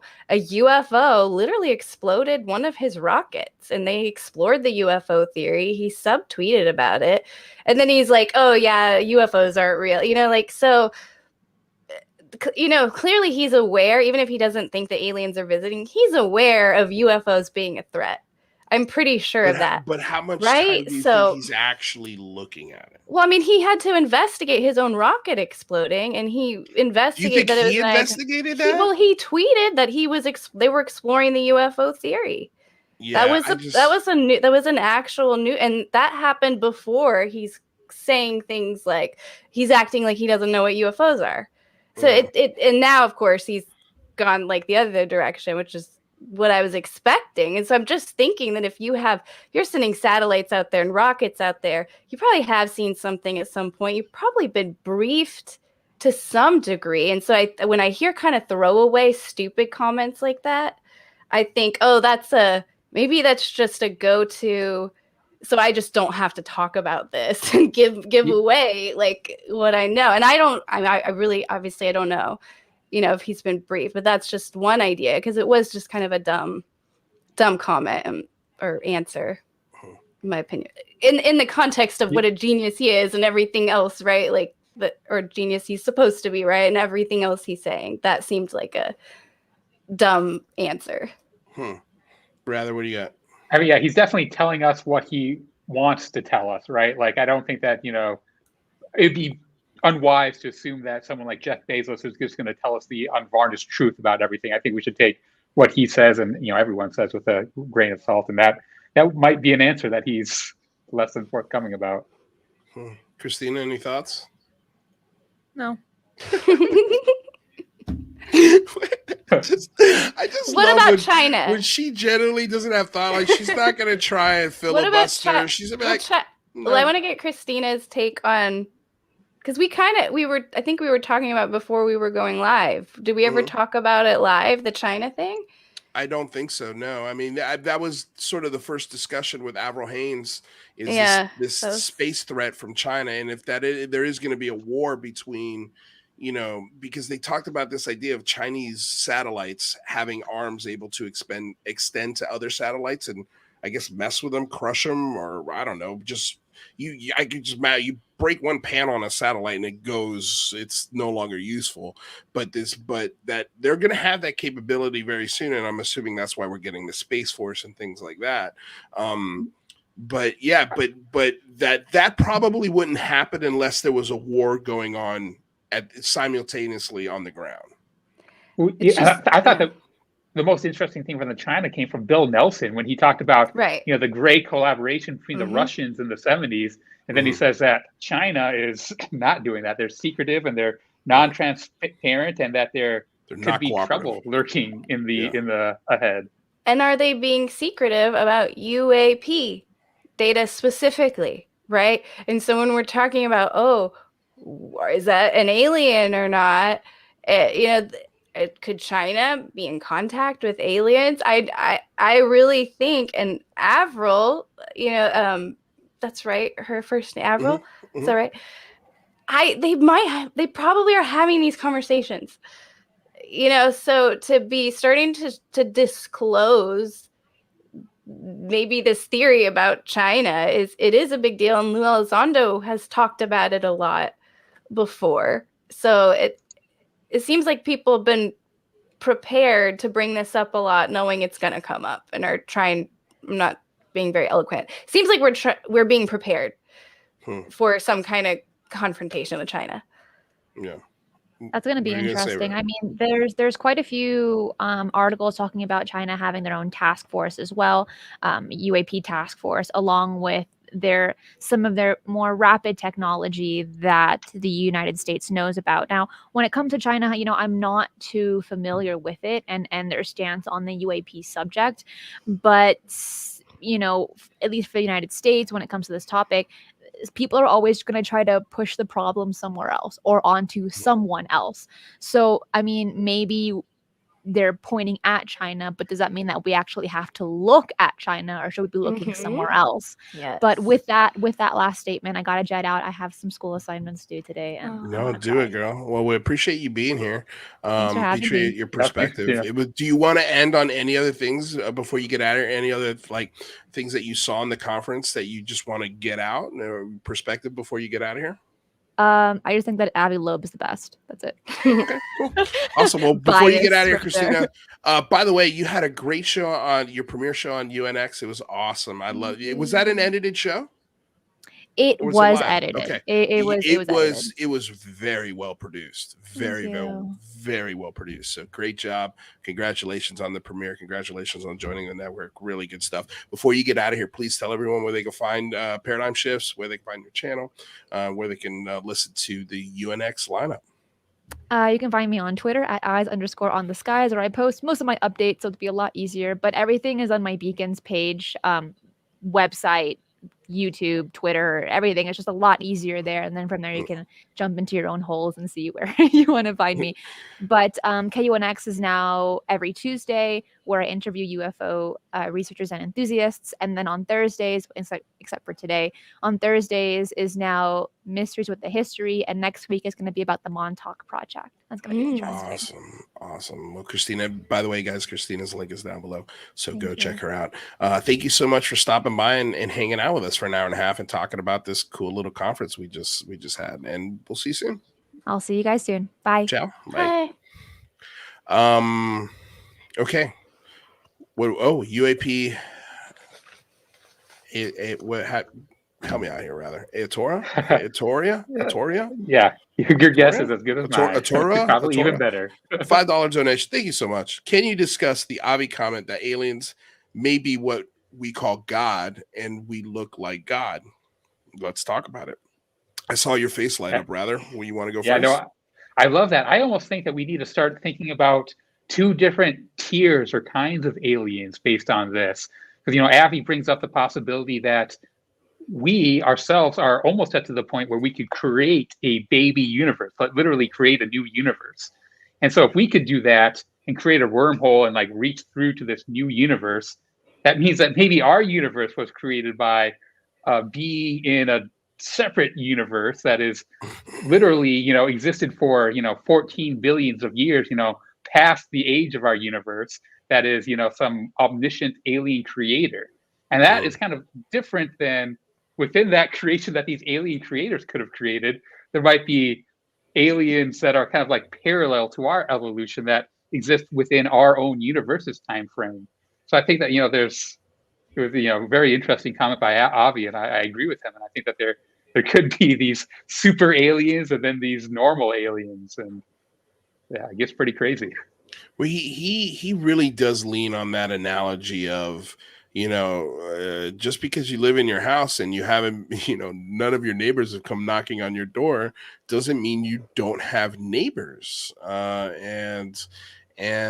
He really, again, and Christina's right on this. He said that he's perfected this message in over 1,000 interviews, and he, now he's a New York Times bestseller, and so this book is really making its rounds perfectly. It's doing exactly, I think, what it intended to do, and it was to have conversations like this and to get funding and to start looking into the atmosphere. I love that he was talking about, we want a clear picture of one of these damn things, we need to know, and we need to and I loved how the other scientists on the stage and theologian, was like, it's okay to be curious. It's okay. We're allowed to be curious. That's what science is. And we should be allowed the room to look at this in a scientific manner. But what do you got, rather? Yeah. I I thought that the kind of play between him and the theologian was pretty interesting. About the theologian, David Wilkinson was one of the most impressive religious talks on the matter. I thought he had a very open attitude, and I think that really kind of played well with Avi. I thought that the two kind of playing together was very interesting. Jane, what do you think? Well, man, I feel like I gotta go find. I have a Bible here somewhere. I don't have to read this thing. It sounds like to get ready. I think it's interesting. Actually, to go. Let's talk a little religion and to Avi Loeb's idea, right? Of essentially, it's ancient aliens, right? Mm-hmm. So the Old Testament, right? There's a big gap between the Old Testament and the New Testament. In the Old Testament, it's a lot of I do this for you and the weather goes how I want it to go, right? Right? So it's very much I don't want to be I really love Christianity. So I say this with utmost reverence. Like I love the Bible. I feel like it has a magical quality about it. But there does seem to be this difference in the Old Testament where it's almost like I'll just say it. There's multiple maybe advanced beings or gods that were communicating with humans at various points. Mm-hmm. Maybe some with good intentions, maybe some that didn't, like different perhaps. And then the New Testament, this is very key. What Jesus comes down, says, stop that. God is within you. You are God, right? So Mm-hmm. that's something to, for anybody who is religious is trying to bridge like this ancient aliens. That's kind of key, right? The Old Testament versus the New Testament, right? Genesis versus it's just all about love, guys. Like you're getting, you can't. So when we hear though too from our own fellow human beings saying things like, if you guys don't, get your act together, the world's gonna end, right? Or if you don't follow our plan for Mars colonization, you better, the storms are gonna come, right? So yes, to the point of are we in God's image? What is God? What are aliens? I don't have those answers. Well, it kind of it's it kind of goes to what Lou Elizondo talks about, this idea of the space between the cells of our body, calculate pretty much the exact same thing between the space between celestial bodies, and that within our own bodies we have these endless universes, these endless galaxies and power systems, and but rather, you're smiling. What do you got? Well, yeah, I mean, that's the fractal nature of the universe, right? Like I love that idea. If you go small and you go up, there are these self-similar structures, and who knows what's really driving it and what's going on. It's fascinating. I think we were talking the other day, and I believe it's the Old Testament, where they speak about the three wise men and how they are following a star and to the birth of Jesus. And this star can be seen at night. It can be seen during the day. And when the star is described, it's not described like a star. It almost seems like something within our atmosphere. It has a shape to it. It rolls, and it was leading them to this event. And it's cool. It's a cool thought. It's a cool thought. And this idea that Avi said, we've only been here for 10,000 years out of the, it's, I can't even tell you, it's not even the start of a blink of an eye. It's not a full blink. It is like, you can't even articulate it, how short we've been here, and what could have been before us is so fascinating to me. And I wish we could get some, I wish there were two things that we would really fund and try to get some answers on. Obviously, the first is UAP, but the second would be what came before us. Clearly, something was there, and it's I think a little more advanced, a little more sophisticated than we give it credit for. What do you got, yeah. So one of the more interesting things that I thought was in Bill Nelson's talk, when he talked about the James Webb Telescope, he was talking about looking backwards in time, 13 billions of years, like right Yeah. at the time where the Big Bang condensed and, start being, you could actually see light, pretty much the first light of the universe. Mhm. And I think that what's interesting there is that at that point, there was a period in the universe for about 500,000 years, right around the beginning of the universe, where the entire universe was in a Goldilocks zone. They were at the same temperature we are at now, just because of the background radiation. And so a lot of people surmise that life could have started there, literally everywhere in the universe, because That would have there'd been be the wild. exact right conditions. So maybe we're gonna look all the way back, and we're gonna find what came before us. We'll find our ancestors. Right. We got technosignatures of something 13 billion years old. And that will beg the question: what have they done in the time since? Right? Yeah. No, it's true. I mean, that kind of, when you said James Webb Telescope, I'm surprised that Bill Nelson didn't go there when he was asked about the coolest things that he could either not talk about or talk about. And well, I loved when he said it's classified. Yeah. I can't talk to you about it. That shit-eating grin on his face that I absolutely love and live for. It's like, man, that twinkle always comes when he's answering questions like that. Where you? I didn't really even realize that NASA had that much classified stuff. They have to. Astronauts see stuff in space. I am sure that they are tracking these things secretly. I know it's a fiction show and I've talked about it before, but there's a Frasier episode where Gordon Cooper, I really think he says exactly what it was like. He's like, we saw things in space. It was weird. We were told not to talk about it. And we're going to be talking to Lee Spiegel on Friday. I really hope I can be there. Oh God, Jane, I definitely want you to be there. It is so cool. I got this talk shop with Lee for an hour last night, and we're going to talk about exactly that and an Air Force manual that he sent me.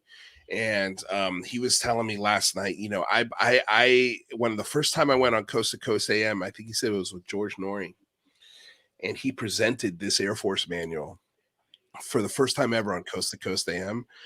The host had said, everybody always asks for a smoking gun, and this document is the closest thing, if not it is the smoking gun.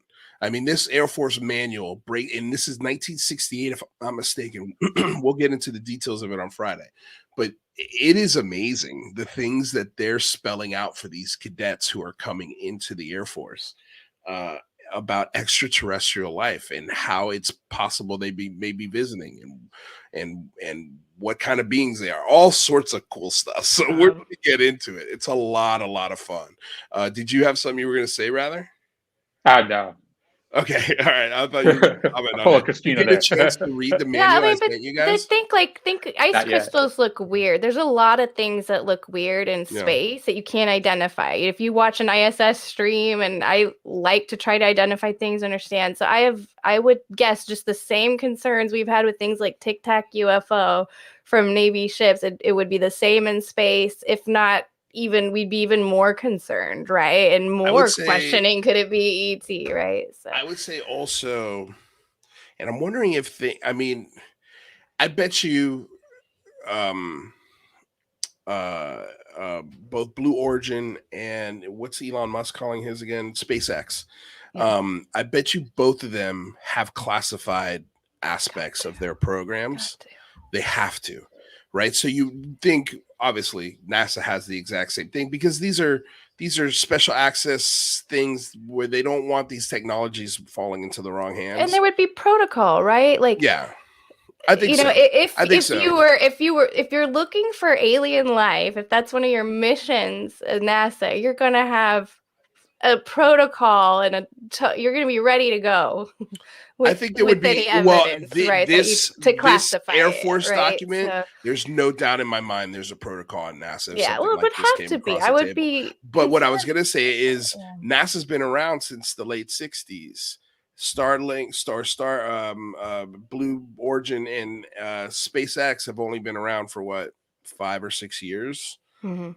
You know, like so they've had in the terms of the space race, NASA's still way ahead of the game as far as experience in zero-G space. Now, is SpaceX coming up and this Blue Origin coming up? They're coming up real fast. But I think the thing that they're going to have it's still going to be a little while to catch up on is actual space time, like being in space. Not only that, but NASA does just, science for the good of science, right? They're doing, astronomy and like looking out at the stars and trying to, figure out what's These guys are trying to our make universe. More billions. Yeah. They're not looking out with a childhood wonder. They're looking out. Well, no, I do believe there's a lot of childhood wonder both in Bezos and Musk. There has to be. That, like, this idea of being, I would salivate if I had the money. I would salivate at the idea of building a space program. Absolutely salivate at it. And I think there's a lot of wonder in these guys, but there's also a bottom line, but they're trying to make, like, look at the thing that blows my mind is you look at a rocket from SpaceX compared to the space shuttle, and the space shuttle looks like, it's being held together by fishing string and toilet paper compared to the cockpit of a SpaceX, so like they're actually making strides into making space travel, like Jeff Bezos said, something that can be reproduced. These rockets can be reused. And I'm curious to know if there's a classified aspect to either one of these companies that is looking into alternative propulsion, because that's the biggest issue is you shoot up a rocket, it comes back down, even if it can land itself, the amount of checks and rechecks and hoses and circuits and all of these things that you have to go through this checklist every single time this thing comes back. It has to be certified to not blow up when it goes back up. And that's a lot of time. It's a lot of work.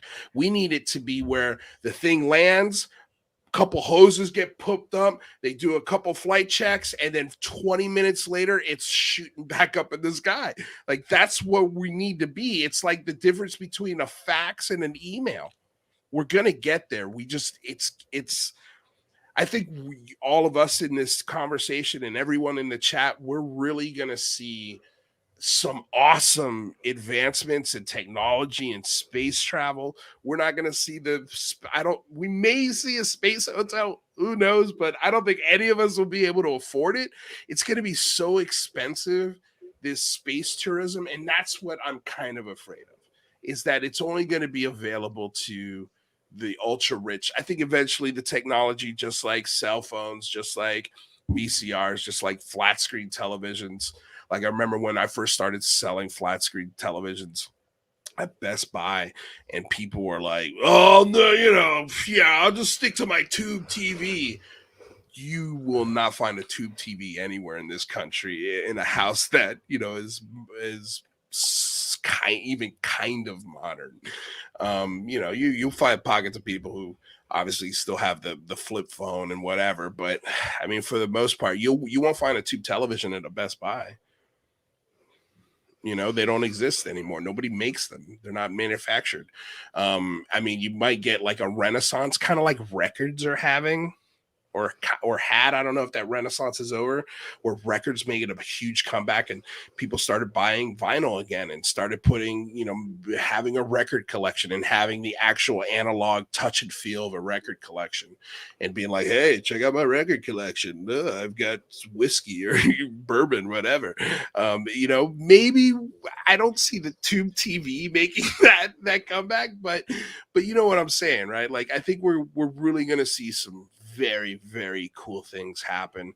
I think we'll see we're definitely going to see, us going back to the moon, and we might even see somebody born on Mars. And robots. It's like robots. I think we're going to have robots, and we already do. So if you took the Google Home, right, and you just kind of put, the R2D2. Yeah, you just put a Google Home in it, right? So they're really close to that. Yeah. They already can do it, but like it's, and we have AI is everywhere. I know a lot about Google and SEO from my other day jobs, and I'll say that AI it's in every single Google search algorithm, and Google founded a whole AI like company and project, I think even right around when, like really like years and years and years and years ago. Yeah. So AI is completely embedded in us, and if there are aliens could hack into and influence our own AI. AI could even start interacting with the aliens. I mean, all bets are off. Yeah. Alien contact could very well look Happen more through like AI. being on your phone than meeting a gray alien. So I No, mean, I think that's that's, true. and Avi Loeb actually did mention AI a few times. A few times. Real quick before we get to what Avi Loeb's AI, John Music with a $10 donation says Dr. Canute's talk with Disclosure Team was good. He thinks that one reason Air Force doesn't want to talk is because we pay taxes for them to protect us, and they don't want to panic the public from finding out it's non-human. And we've touched on this many a times. Like, I think that's a very good possibility. Again, it's kind of going back to what we said about Avril Haines and being the director of national intelligence. Like, I think there's an old guard that is no longer within the intelligence community with any substantial power, and that old guard is almost completely out of the system, and there's this new generation of people within this intelligence communities, and they're curious, they're genuinely curious about this, and but at the same time, if there are special access programs, if there are things that they are privy to seeing that give them a lot more answers than say you and I have, and maybe let's just speculate for a second that we are being visited by an intelligent life form, but they don't know where it comes from, why it's here. They don't have the big questions answered. They just know it's there. And it's so far, nothing bad's happened. So why rock the boat? You know, I could easily see that happening, easily.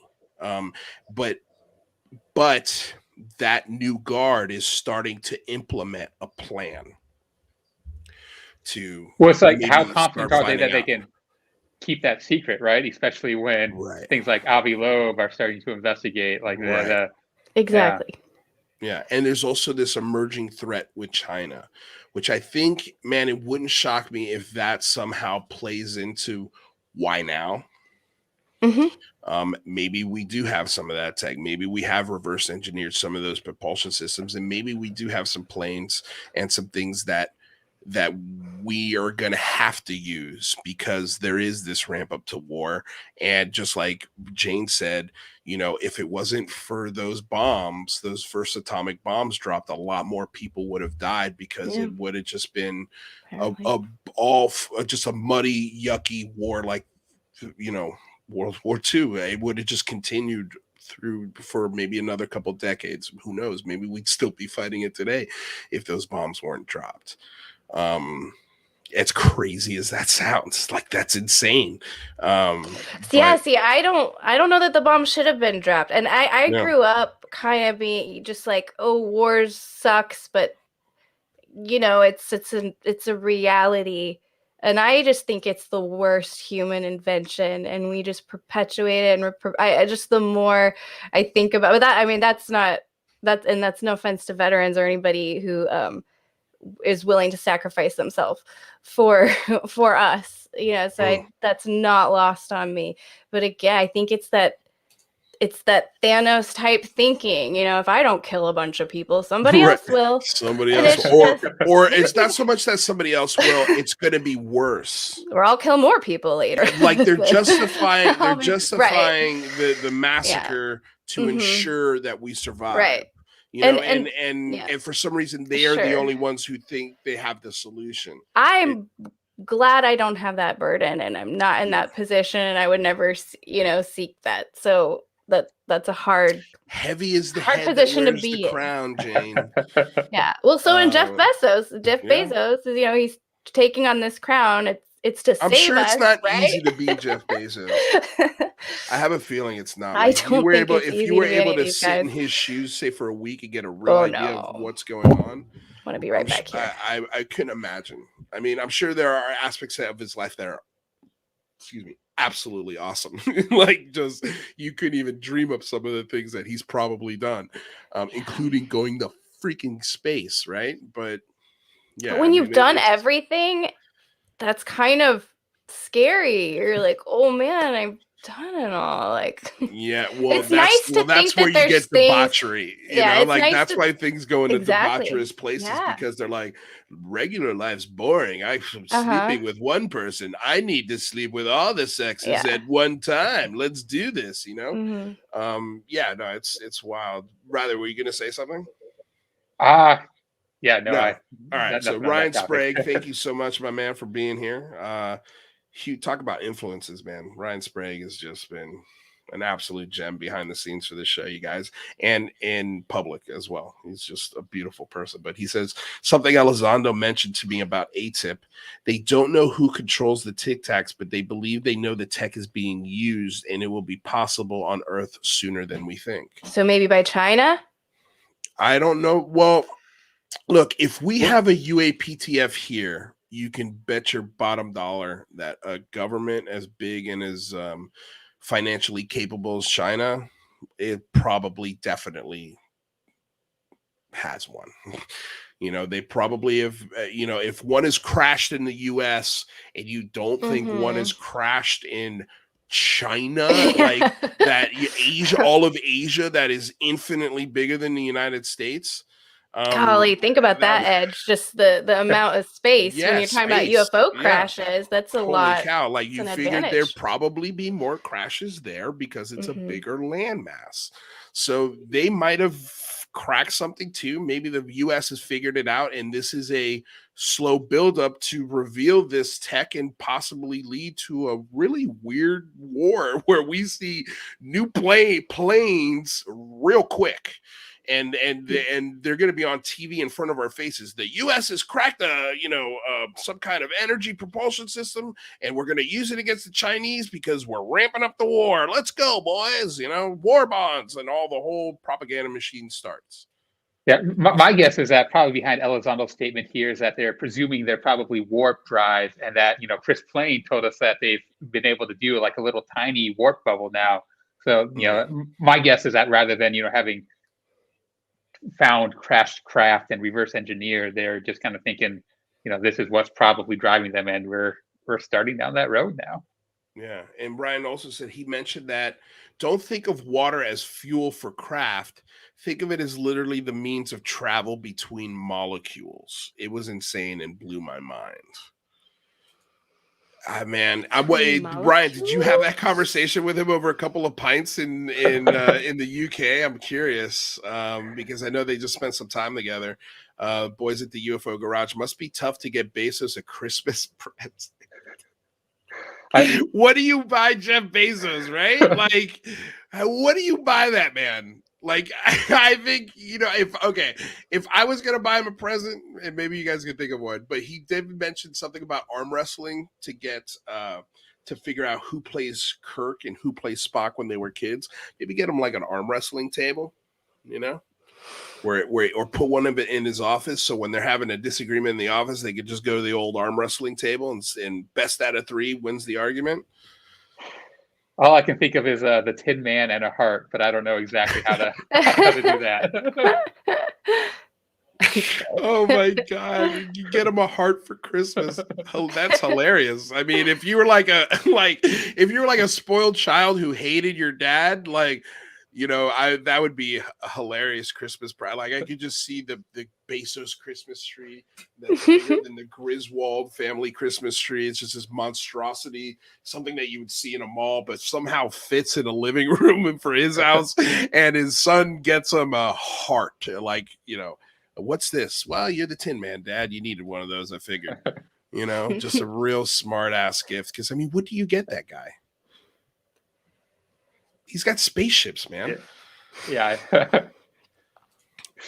Yeah, He's doing all right. He's doing all right without our gifts. He is. He doesn't need any super chats from me. That is for sure. Yeah. But yeah, what are you gonna say? I just wanted to ask a question. So it seemed to me that Avi did kind of dodge a question there at the end when they asked him if he thinks that they're actually visiting us. David Wilkinson said he doesn't think so, but we should be looking. Kind of seemed to me that Avi Loeb didn't even answer that question at all, or did I miss that?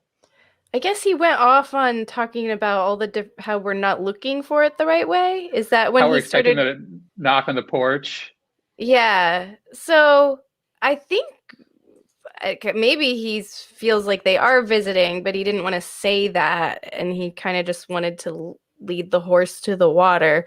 So like, yeah, because he talked about like going through time, like archaeologists looking for evidence of past alien life, and how like SETI's not going to be able to find that, right? So yeah, but you're right. I don't think he directly answered it.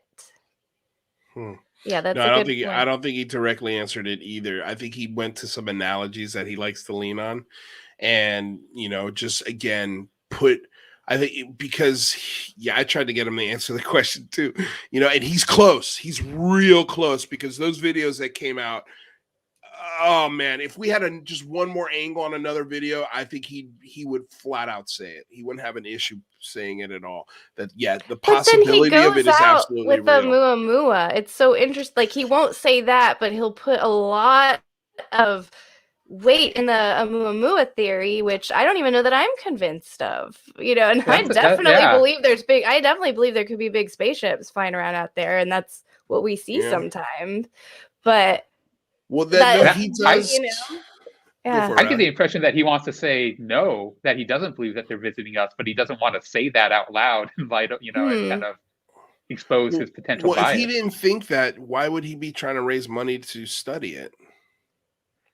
I mean, you could look at that from many kind of nice angles, right? In the idea of trying to sell a book, right? Like, it sells his book, and it does. But we've done this on the Singularity Lab with Avi, and we're trying to get him on this show.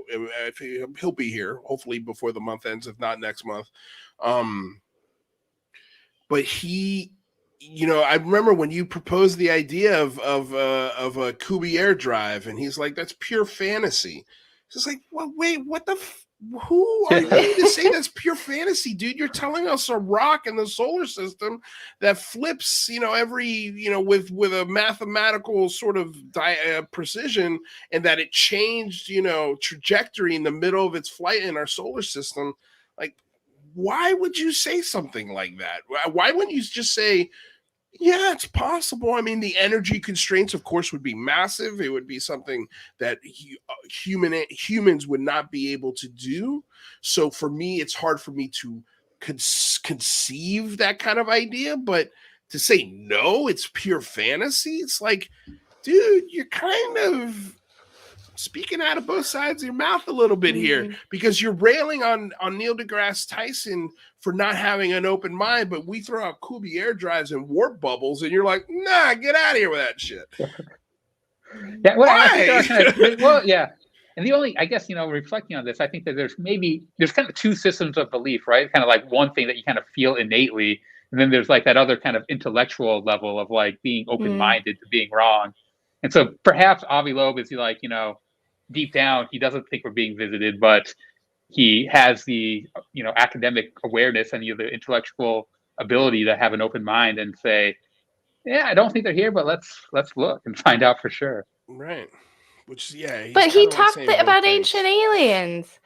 Right. I think that he believes aliens are visiting. I think that he has a strong feeling of that way, and he probably, I obviously have no idea. And he doesn't want to say that until there's some more evidence, and he wants to be credible and doesn't want to lose the audience, right? And that would be my guess, is he's just waiting to say that. Yeah. Yeah, no, that sounds, I agree with that. It would be bad to his academic career if he said something like that without evidence. Yeah. It's, and that's kind of the fine line that he's walking. I think he's trying to advocate for it, but he's also he can't sound crazy to his friends and colleagues.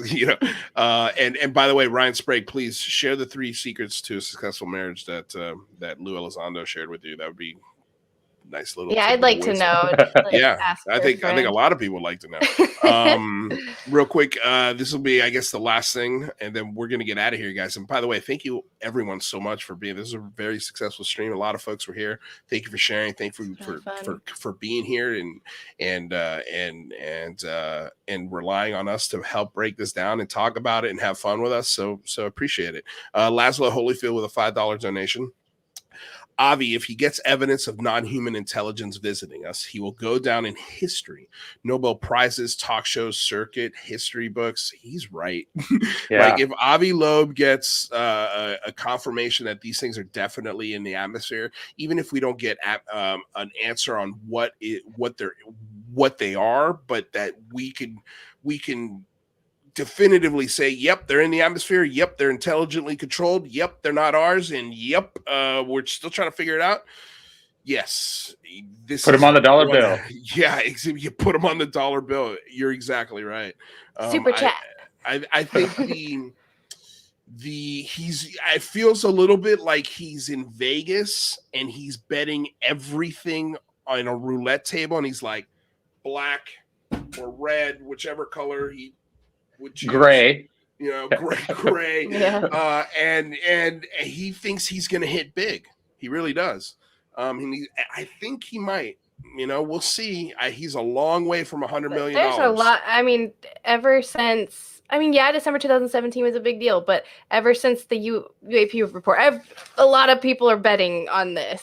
So there's a lot. It seems to be a lot of faith that stuff's going to come out. I mean, you guys, just look at what's going on around us here. Just look at what's going on around us. And it's a lot of fun to sit here and watch, man. Like, laws are being written.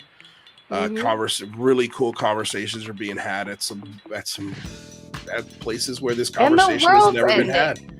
In the world is kind of ending, yeah.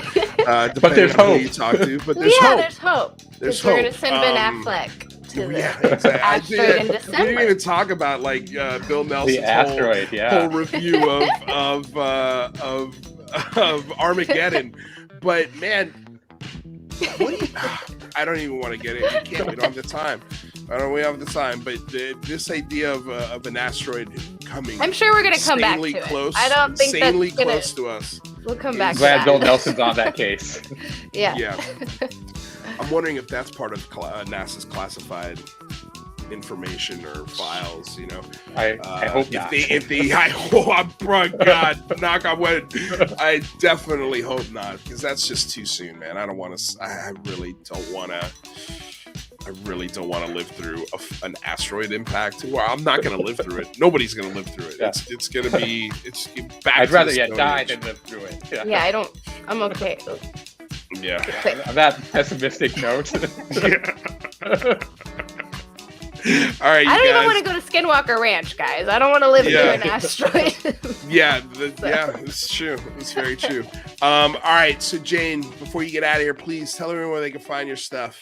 Yeah, just search UFO Jane on YouTube, everywhere. Yeah, you'll find me. Yeah, she's easy. Yeah.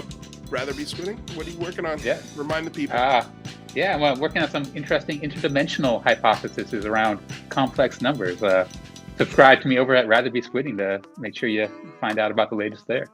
Excellent. Well, you guys, thank you so damn much for being here. Sorry for some of the tech issues we had. We have to figure out a way to get these time codes of these things that they say. It's just, I don't know why, but when YouTube plays a video, man, the time codes go backwards, and then it's hard to tell. Anyway, I'm not going to go over that with you guys right now, but appreciate you guys being here. Thank you so much for being here. For another episode of the Unidentified Celebrity Review, your home for credible news, reviews, commentary on everything UAP, UFOs, emerging tech, and futurism. My name's Luis Jimenez. That is UFO Jane Kyle, and Mr. Ratherby Squidding. Before we get out of here, want to say thank you to DOS Tapes. They provide all of the tunes that you hear on the show. Their Bandcamp link is in the description below. My dad has asked me to stop saying Blue Marlin Chronicles because he doesn't want to pay taxes on advertising. So I can't say Blue Marlin Chronicles anymore, but he's still kind of a secret sponsor of the show. Of course, want to remind you guys, thank you so much for the super chats and the contributions to the show financially. We don't put anything behind paywalls. If you guys give us money, it's because you love the show, and we truly appreciate that love. It helps us provide the show 5 days a week. We're a public access channel. We're supported by viewers like you and by donations. So check out the links below, or all the links for Jane, for Rather, for Cristina Gomez, for me, for the merch store. Everything is all down below. So check it out. We really appreciate you guys being here. What else? Tomorrow, no show on Singularity Lab. Mike is in Mexico. Thank you, Apollo 11, for the $5 donation. Truly appreciate you being here. And on Friday, like I hinted at earlier, Lee Spiegel. I'm so excited for this conversation.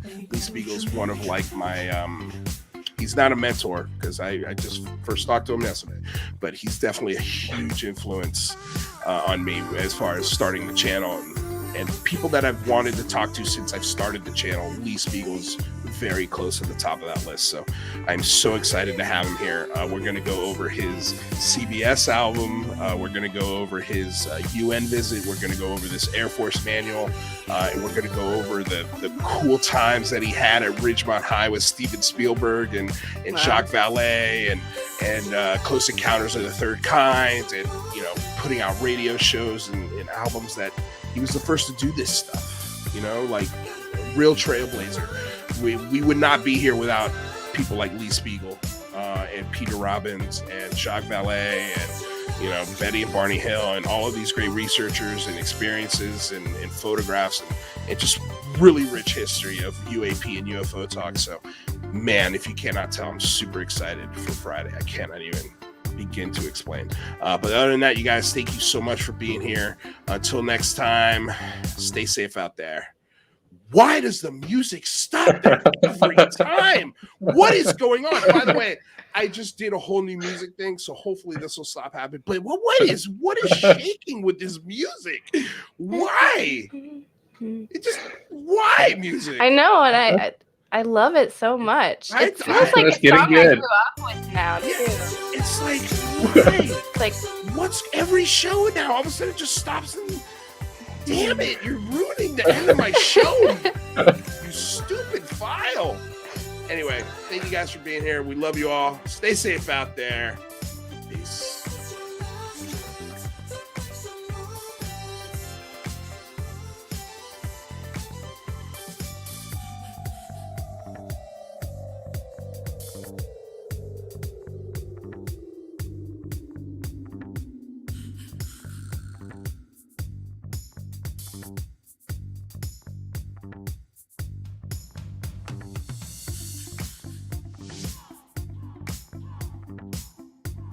I'm going to tell y'all right now, all of these wonderful people would not be here without Patreon supporters like you. If you enjoy credible news, reviews, and commentary on UFOs and UAPs 5 days a week, you want to support this show. What's your name? Marty. Marty, look how easy this is, Marty. Pick up your phone. Boom! You're a Patreon member. I mean, look, it's so easy. You just click the link, which is right here. Just for $1 a month, you can support this show. Just fill out the information and pledge what's comfortable for you.